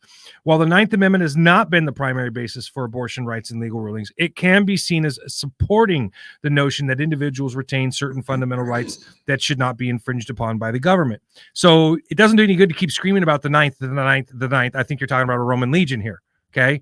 It's about that. That's about a philosophy, but that's not the argument that is used. So, but you're lying, Paul. No, I'm not. Okay, go on. Yeah. All right. So we're gonna play. I'm just playing this because I think it's funny. This is You got something funny? Well, kind of. Is this another Trump clip? Yeah, but they're talking about UFOs. One of the things that I wanted to talk to you about is the JFK files. And one of the things that you said was that if they showed you what they showed me, this was your quote, you wouldn't want people to know it either. So I opened them up partially. I was met with, from good people. I mean, good people that were well-meaning. Mike Pompeo was one of them. He's a good person. they called me. They said, "Sir, would rather have you not." And I did open them, but I was asked by some people not to open them. There's a Martin Luther King file too, by the way, that they'd like to see. I don't know if you know, but there is that. But JFK in particular. So they called me. A lot of good people called me. People that that you would find reasonable people, and they asked me not to do it. So I said, "Well, we'll close it for another time." But if I win, I'm going to open them up. I'm just going to open enough. Why didn't you open it up the first time? Because though? a lot of what times, was the hesitation? Though? Addresses, people that are still living. There are people that are affected, and there could be some national security reason that I don't have to necessarily know about. But There's some a very hint good, drop. talented people asked me not to do it. I opened it up, and then they said, "Would it be possible for us to do that a different day?" How much of it did you read into? I think it's going to be just fine to open it. Let me put it that way. I think it's fine. It's going to be time. It's a cleansing. It's really a cleansing. So I'm going to do it. I'm going to do it immediately, almost immediately upon entering office. Well, the thing, when people look at it from the outside and you sort of imagine what could be a reason why they would not release those files, it would be there's people that were implicated in the assassination. Yeah. Well, when they're living people, you generally tend not to want to do it. When people are still living. Living people that formerly work for the government. For the government, and living people that were somehow involved in it, and you tend not to do that. But it's time to open them. I can't tell you whether or not they're going to find anything of interest. And I did partially open. I think I've opened 50%, but I was asked not to do it, and I thought that was a reasonable ask. But now I'm going to do it. I'm going to do it very soon. Okay. So that wasn't the one I thought it was. That's all right. That's all right. Quick point about conversation in the chat. And I know you guys are like frustrated because maybe we're not responding quick enough or whatever. That's fine. But to make it very clear, the point that's attempted to be made that illegals don't vote. Okay. We all sat here. Believe it or not, we actually follow politics and presidents and things they say very closely. We do? Yes, we do. You do. We had a president of the United States here. His name was Barack Obama, President Barack Obama. And he did this incredible interview. I think it was probably sometime in 2015 where he was on Telemundo and he told the Latino or Latinx audience that even if they did vote, nobody was going to come looking for them, which was a tacit endorsement of, hey, go ahead and vote. Look, it was there. Kevin saw it. He's a Democrat. He voted for Barack Obama. It's there. You can still go find that very comment on YouTube. So we can pretend that illegals don't vote, but they're already allowed to vote in certain places. In fact, they're allowed to vote in certain elections down in San Francisco, and maybe even a few other places in California. And there's no illusion that part of the reason that Democrats are pushing to have illegal immigrants gain their citizenship and for a bunch of reasons get to stay here, but not the least of which is that they want them to vote. Now, you may not like that. Doesn't mean it's not true. So take it to the bank. Yeah. What's that? Yeah, I guess we're getting some. Will you put a comment in there? So we've had some people in the chat say that the stream has been suspended for policy violations, but I'm looking at it on our Facebook page as we speak, and it's still going just fine. It was YouTube. I'm not sure. It was YouTube. Oh, was it a YouTube thing? That's what Corey said in the chat. Oh, It was YouTube. YouTube Okay. kicked All right. us. Well, listen, it's should we be surprised? Lots of people speed. It doesn't mean that they're allowed to, Lila. It's something that you got to understand. You can live behind this fake shield where you're like, so and so's not allowed to do this. Well, it doesn't stop them. You're not allowed to murder somebody. Y'all still have abortions. Well, the laws are there for a reason, right? To be the broken. laws are there is because people are going to do it, and you have to tell people that they What did shouldn't do it. Laverne and Shirley's theme song you say? Shamil Shamazel Hassan Pepper Incorporated. Yeah. Give us a rule, we'll break it. Right? Oh, give us a chance, we'll take it. Give us Yeah. a rule, we'll break it. Where's Yeah. Kevin Nelson when we need him? I guarantee Right, you he knows right. that. Yeah, listen, I don't.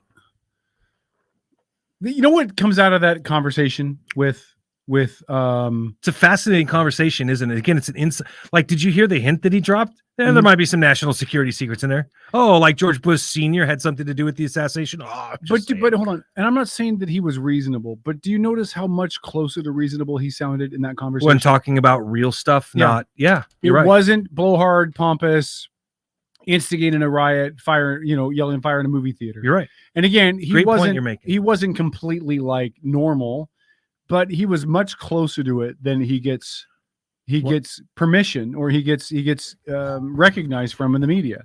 Yeah. When the media plays him, every time they play him, he is red-faced and angry and screaming obscenities, and he does a lot of that. But there's no promotion of this type of Trump, which I suspect would be the type of Trump that is probably in the White House and in his meetings and at the table with his cabinet. But I could be wrong.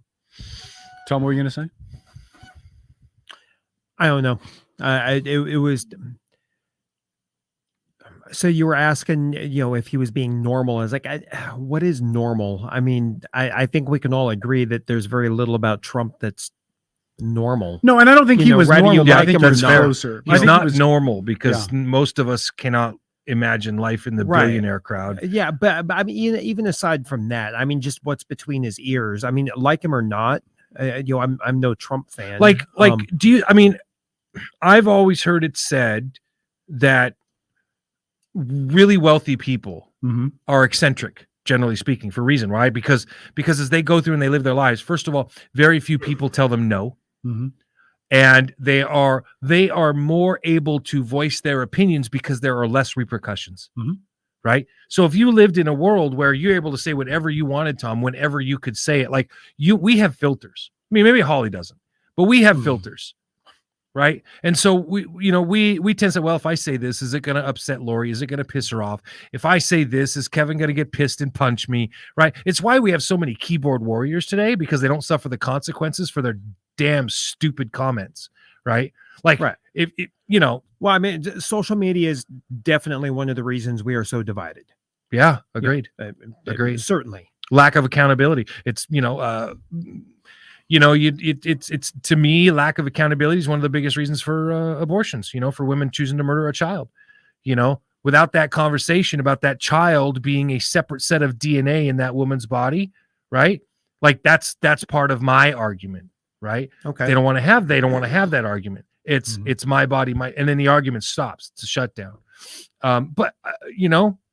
So you get people that say things and they put that hand up, talk to the hand, the face ain't listening, right? Essentially, right? Right. And they get to hide behind that fake facade, and they never have to be accountable for what they do. Just like in, abortion, never get to be accountable for having sex unprotected.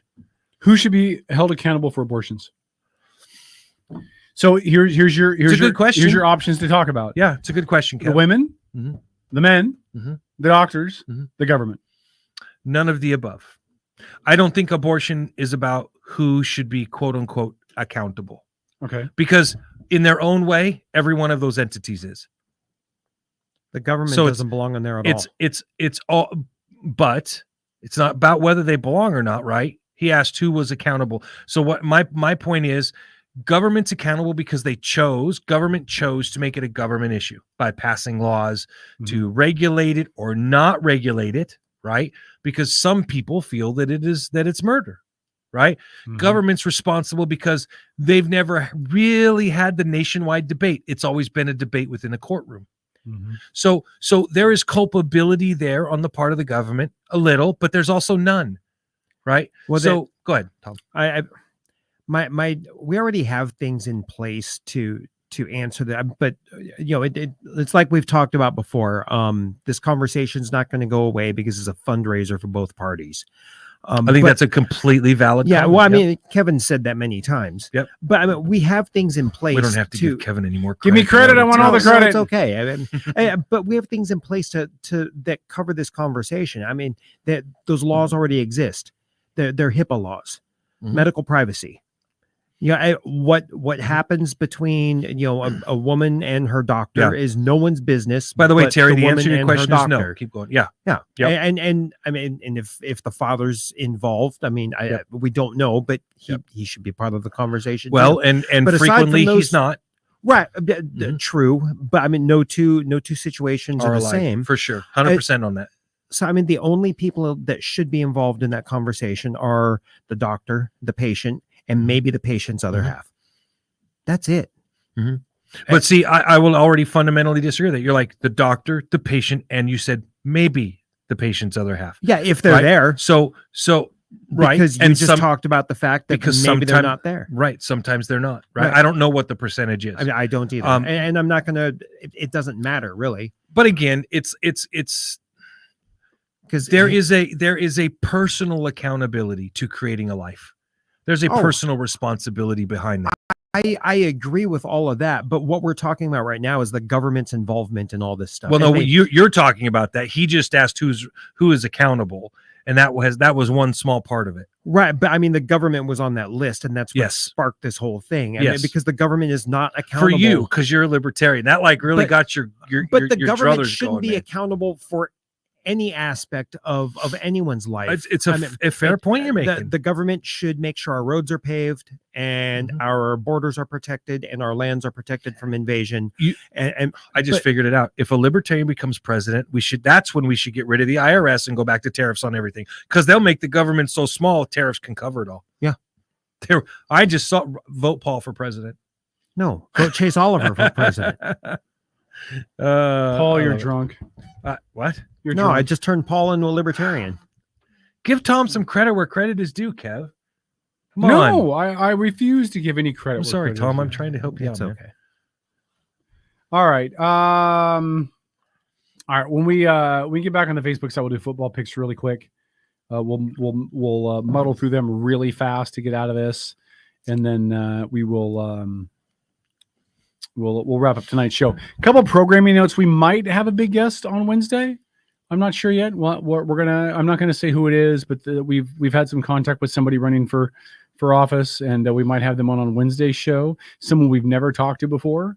Running a seat that I have a lot of interest in, hoping somebody certain loses. But hopefully we'll have that Wednesday. So watch our Facebook page. A week from Tuesday, we'll have our election show. So we'll be on the air at 4:00 that day, going until, I think we'll be out of here by 10. I really do. I think that the numbers for the state races will be pretty easy to sift through. I think we're going to be surprised by a lot there. And I think we'll know before the state numbers come in who the next president of the United States is going to be. Yeah, we might. In fact, when we come back on the Facebook side, I'm going to tell you the 3 states that are going to decide this election and why we'll know early. If you're on AM, no, we're not. We're going to go straight into. If you're on AM, we'll see you on Wednesday at 7. If you're on Facebook, stay right there. We're not quite done with you. It's Outlaw Radio.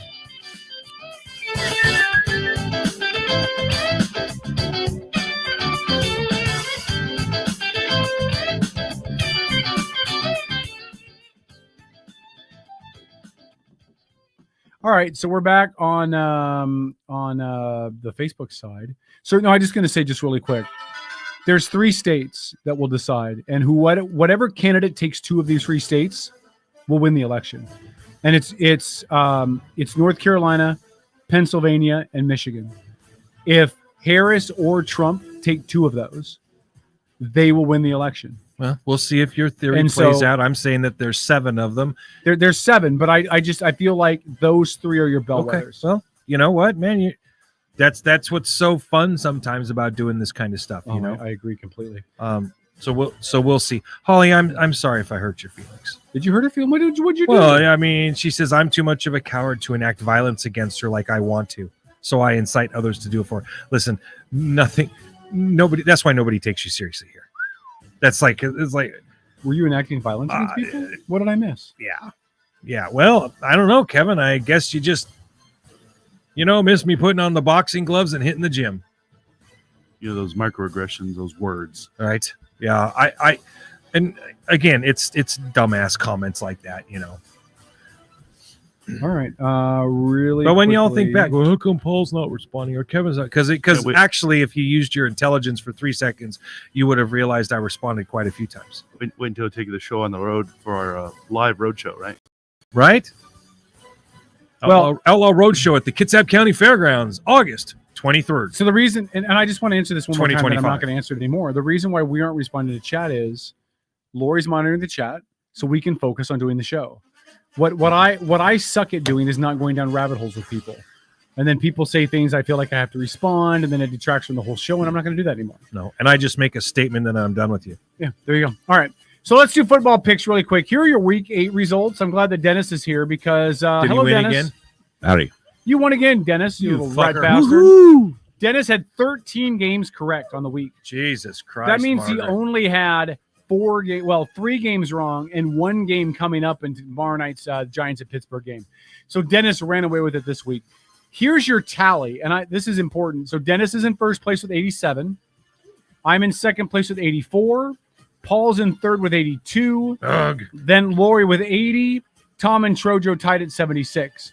Now, Dennis's success is amazing because Vegas has only been right on 85 of the games. So Dennis is actually doing better than the experts in Vegas. Woohoo!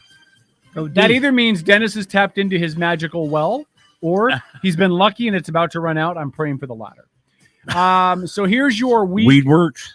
Well, listen, Dennis, even a broken clock is right twice a day, which explains why Paul is even still close. Yeah, right. It's true. Normally by this point, I'm way out of it, man. Yeah. I'm hanging tight this year. I'm like Holly's ass in a pair of new underwear. Just getting in there tight, man. I'm telling you. Can I ask you a question? What? Do you think she has a nice ass? I don't know. Do you think it's kind of round and supple, I'm just- or do you I'm like just- do you I'm like just thinking squeeze it out a little loud. bit? I'm just thinking. Or is it out more loud. like the perky tits that point upwards when I you don't suck know. them just right? I wasn't going there, Paul. I was not going there. There's something about pissing off a woman that's such a feminist that she doesn't know which end is up. I think it was Dennis Leary who said. Do you think she'd come in and do a signing my hiney for you, Kevin? She won't even call the show. I've even left the voicemail number Because her real name is Frank. I've even left the voicemail number so she could leave messages to respond to us, and she won't even use that. I know, So, I know. I think it was Dennis Leary that said. But I bring facts. I mean, I don't list any of them. I don't actually send any links, but I bring facts. I think it was Dennis Leary that said this. You know the quickest way to piss off a feminist? March into Now headquarters or Ms. Magazine, stand up on a desk and scream really loudly, "Hey, which one of you cupcakes wants to come home, cook me dinner, and give me a blowjob?" That was Dennis Leary. Oh my God! So I'm just quoting Pure Dennis Leary. comedic- I'm not advocating for it. Pure comedic genius. I'm just sharing. Dennis Leary was freaking amazing. All right, on to football. Kevin taught me an amazing thing when we were young and we were hanging out in the town. He That walked in. sounds He really walked into wrong. the bar. It was. What was that one over there called? McLeod's when he Yeah. was young in his first iteration. Yeah, And in and, Port Orchard. And no, the one in Oh, yeah, Bremerton yeah, off yeah, of yeah. Perry. And he said, "Watch this, Paul." He says, "Here's $20. I'm going to lay it on the table." He goes, "I'm going to go in there and I'm going to ask 10 women if they'll suck my dick." I never did. He goes, this. 9 times out of 10, I'm going to get slapped upside the head, but that 10th time is magic. I never said that, by the way. You're making up stories. I've done a lot of obnoxious things in bars, Paul. You don't have to make anything up. There's plenty of real stories, Tom. Tom's like, "Yeah, but I did that." No, no, Tom, no. Tom is blushing. Tom, did we stumble onto something? I don't believe I'm You blushing. turned like no. 3 shades of pink, dude. Huh. What did we stumble on here, Tom? I don't What believe did- we stumbled How on did to you meet anything. your wife? How did you meet your wife? What, F-bomb? Yeah. We met each other passing each other business. She used to be a mortgage loan officer, and I was a Really? general contractor. Okay. So she would have clients that needed a builder, and I would have clients that needed money. So we would trade. I used to have clients that needed money too. All right, really quick. And then I got to cut a commercial too. All right, here we go. Paul. Yes. Thursday Kevin. night football. Houston plays against the Jets. By the way, the Jets look awful. I mean, Aaron Rodgers or no Aaron Rodgers, that team sucks. Paul, Houston at New York Jets. I'm still going to take New York because they can't lose every game. Okay. I mean, they can. I'm going with I may have Houston. just proved myself wrong based on that pick. Tom, who do you got? God. Give me Houston. Okay. Dennis I'm gonna go with the Texans. and Lori. Say it loud. Texans. Why don't you go stand next I'm to going Tom? to. Okay, good plan. Woman, do what I tell you to. Hey. All right. What? Excuse me? Dallas You're not at pleasing Atlanta. me well enough. Dallas at, well, said every other woman I've ever dated. Dallas at Atlanta. But by the way, I'm bad at pleasing women, but Paul's the only man I know that when he's done not pleasing a woman, the crying lasts longer than the act itself. All right. And I mean, Paul's crying, not her crying. Dallas at Atlanta. I can't see Dallas winning another game this year. I mean, I know they will, but I can't imagine a team that I would favor them against except for Carolina and maybe the Jets. So I'm going to pick Atlanta. Tom? Oh, definitely Atlanta. Definitely Atlanta, he says. Dennis? I'm going to go with Atlanta, too. Lori? Atlanta. And Paul? Atlanta. Tom, Miami goes to Buffalo. Tua Tagovailoa was back today, and the Dolphins were wishing he hadn't been because he played like snot. I still to his back. He's been out for a minute. I'm going to take Miami. All right. Dennis? Not Miami. Buffalo. Lori? Bills. Paul? Bills. I got Buffalo as well. By the way, Chojo picked Houston, Dallas, and Buffalo. No shock he picked Dallas, you dummy. Dennis, Yes. your favorite team, the Las Vegas Raiders, travel to Cincinnati to take on the Bengals. They're losing to the Bengals. All right. Lori? Ditto. Bengals. Paul? Bengals. I'm tempted to pick Las Vegas because Cincinnati. Las Vegas. Cincinnati is supposed to be much better, and they suck ass. I mean, they suck hind tit. I swear They do, but I mean, and I don't know why. They've got so many good players on that team. Joe Burrow's a great quarterback. Jamar Chase is a great receiver. But the Raiders are awful. I got Cincinnati. Tom? Give me Cincinnati. All right. Lori, Dennis's fifth favorite team, the Chargers, Mm-hmm. head to Cleveland to take on the Browns. Chargers. All right. Chojo picked Cleveland. Chojo hates you, Dennis. Paul, who do you got?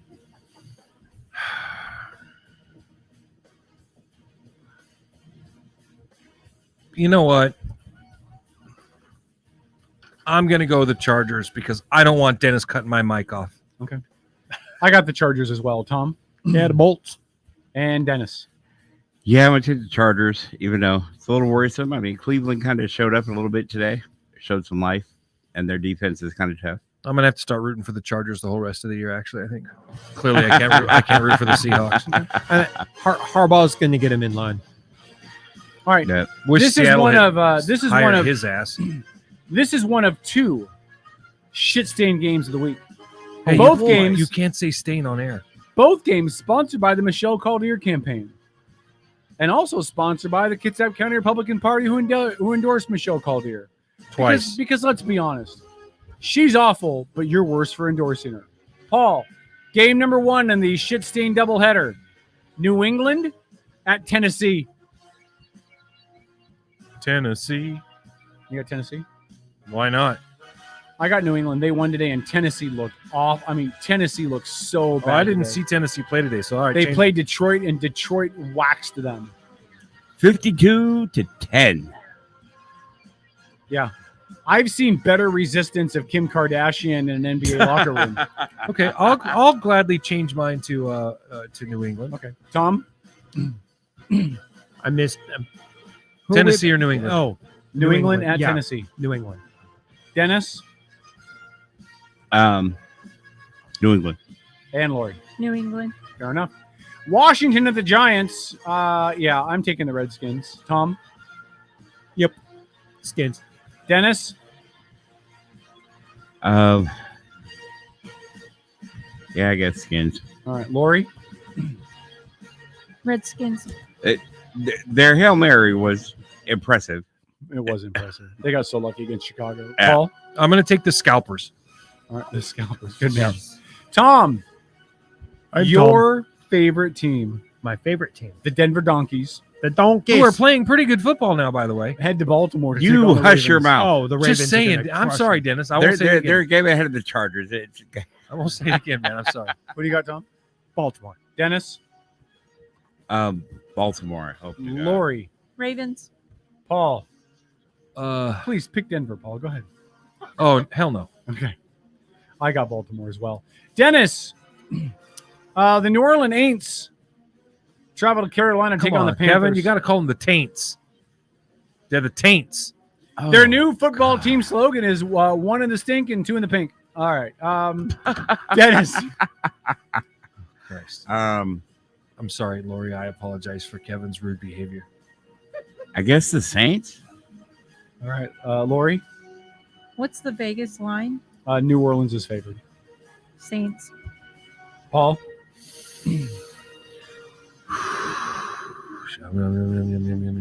I'll go with the Saints. I will never pick Carolina ever. They're that bad. New Orleans. Tom. Oh, Saints. Okay. Paul, you'll pick first. Your Seattle Seahawks are at home, hosting the LA Rams. Like that fucking matters. Yeah. I mean, I'm a fan, so I'm going to pick them in this goddamn, godforsaken, god-awful, abortion-fueled football league we're talking about. Abortion-fueled? What? It just shows how fucking shitty they played today. Do I sound defeated and depressed over how they fucking played today? Wait, what is a football game and abortion? I feel like I'm having to share air with Holly, for God's sake. Oh, God. Bitter. I'm bitter. Yeah, I'm bitter. Yeah, the Thank you, fighting Holly. on the sideline was real impressive. Well, to me, Wait, the who problems fought on the today- sideline? Two Seahawk defenders. Couple of the With each other? Yes. Who was it? And they fought for a while. It was like, they're just over there arguing, yelling at each other. I was like, oh, this is impressive. Oh, I'm so glad I missed the game. Oh, I'm That'd telling make you, me man, there sad. was to me the problems today spoke to the coach not having control of his team. That Wow. was, Okay. that was how I felt. Things got so frustrating for the Seahawks on Sunday's 31-10 loss to the Buffalo Bills that a pair of Seattle players, Derek Hall and Jaron Reed, exchanged blows. And they don't mean the jobs, and had to be separated on the sidelines. Yeah, Hall Dummies. ended up getting it. They had 3rd and long. They had stuffed them, and Hall had a roughing the passer call, which was a ridiculous penalty for him to have gotten. His And- fault, but you're not saying a bad officiating call. But No, it just wasn't a dumb bad on his officiating fault. call. It was he took like 3 steps and still leveled the quarterback. Was it, man? This team's in big trouble. All right, I got the Rams. Of course you are, coward. Until the Seahawks can show me that they Fucking can play pansy-ass consistently, that they can stop the run, and that they cannot break down defensively. Hi, I'm Kevin. It's more important for me to be superior in picking football teams than to actually be a fucking fan. The point of this is to be correct, not to be. No, it's not, Kevin. It's not? No. Oh, are we picking not. games to lose? No, because you've got that down. No, Kevin. The point. What are you? 3 or 4 games in front of me? I'm still in front of With you. still half the season to go. You're still tailing up the rear. Yeah. Well, no, All right. you're bringing up the rear. You're taking Tom, it who in do you the rear, got? Putting in the rear. Give me the Hawks. All right. Lori Hawks. and Dennis.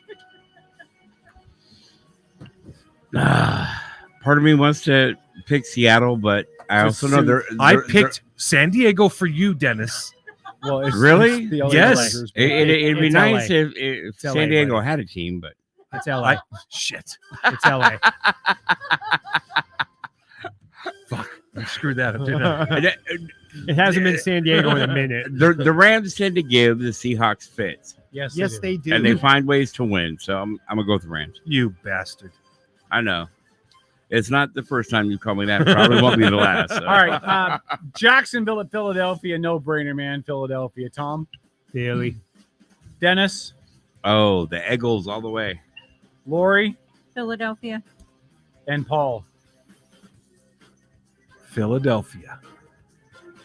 Tom, Yeah, Ooh, did you catch that? Chicago, Duh, Tom. Chicago at Arizona. Ooh. This could actually be a good game. It's a weird It game. might Man. be yeah. Give me Zona. Yeah, Kyler Murray in Arizona. Arizona is favored, by the way. Dennis, Arizona. Lori, Cardinals. Giorgio picked Chicago. He was very torn which black quarterback to choose. Paul, Damn. I'm gonna take my gut's telling me to take Chicago. I'm gonna take Chicago. all right, I'm taking Arizona, just because they're at home. I get you. I feel Dennis? I feel that pick. I do. Detroit at Green Bay. Detroit's gonna pull it off. Lori, Lori will take Green Bay. Lions. All day long. She did not Paul? miss a beat with that. Yeah, I'm gonna take the Lions too. Tom, Detroit. all right. Sunday night game. Lori, you'll pick first. Indianapolis. Hey, you didn't have me pick the Seahawks-Rams game. Yes, I did. You said Seattle, and then you gave me a hard time. No, you never asked me. I did too, and you picked Seattle, and you said because you're. Okay. No, you're trying to cheat now. All right, Paul. I'm getting too close. The Rams or Seattle, Paul? Now. Who are you picking? Oh, I'm going to take the Rams. Okay. I'm kidding, dude. Jesus Christ. All right, Lori. Yes. Indianapolis at Minnesota. Vikings. Paul? Vikings, I think, yeah. Me too. Tom? I agree. You guys notice how Kevin always steals my picks? And Dennis? Vikings. I'm picking first on this next one. Oh, no, Paul, you are actually. Tampa Bay. Mm-hmm. By the way, who scheduled this game for Monday night? Tampa Bay at Kansas City. Like, Well, God forbid we have two good teams play each other. Hold on. Watch, guys. I'm going to, just to prove my point, he will steal my pick again. Kansas City. Yep, me too. Tom? Yeah, KC. Dennis? Kansas City. And Lori? Chiefs. Look, Paul, everybody stole your pick. No, just you. All right, I'm picking double down first. I got Philly. I think Philadelphia crushes Jacksonville. Tom? Jets. What? Damn, dude. God, you got some bulls. No, I'm hedging my Took bets a long on that shot game. on the long shot of a long shot. Dennis? No, I'm hedging my bets on that I'm going game. with Philly, too. Okay. Lori? Lions. Paul? New Orleans. What? Okay. They're playing Carolina, dude. That's true. All right, that concludes our picks. Dennis, do you have any parting shot? Good to see you, Dennis. Good to see you guys, too. Yep. You want to hear something offensive? What's that? Holly. How come you never see a gay guy in a wheelchair? Oh, wait, hold on. Oh, no. Okay, Dennis, why? Because you can't be a fruit and a vegetable at the same time.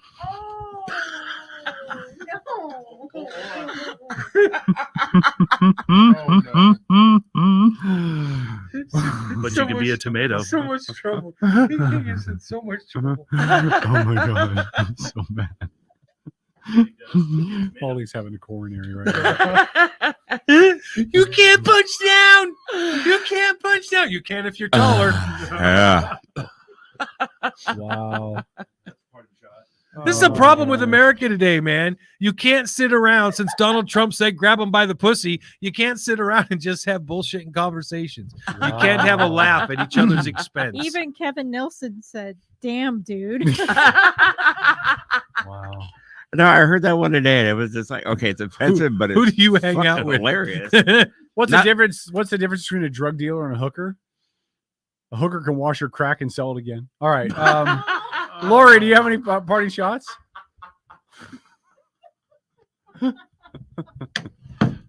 Why, Kevin, of course I do.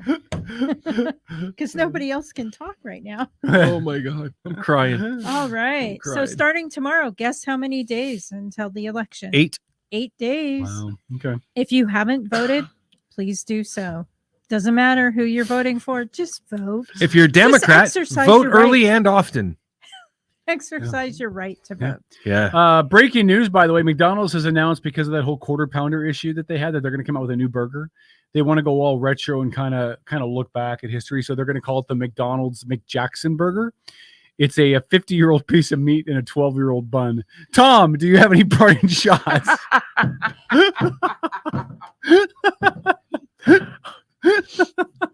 How am I supposed to have? That's like what's the difference between Michael Jackson and acne? At least waits until puberty to come on your face. That's right. Why does Michael Jackson like 28-year-olds? Because there's 20 of them. Duh. All right, Tom. Such horrible. Wow. Wow. R. Kelly is offended right now, you guys. And I'm supposed to follow those. Yeah, go ahead. Wow. Yes, you are. Yeah, Joe. Tom, do you know what Bremerton girls use as protection during sex?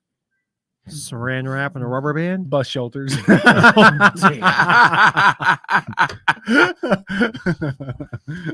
So one just for Holly. What's the best form of birth control for people over 40?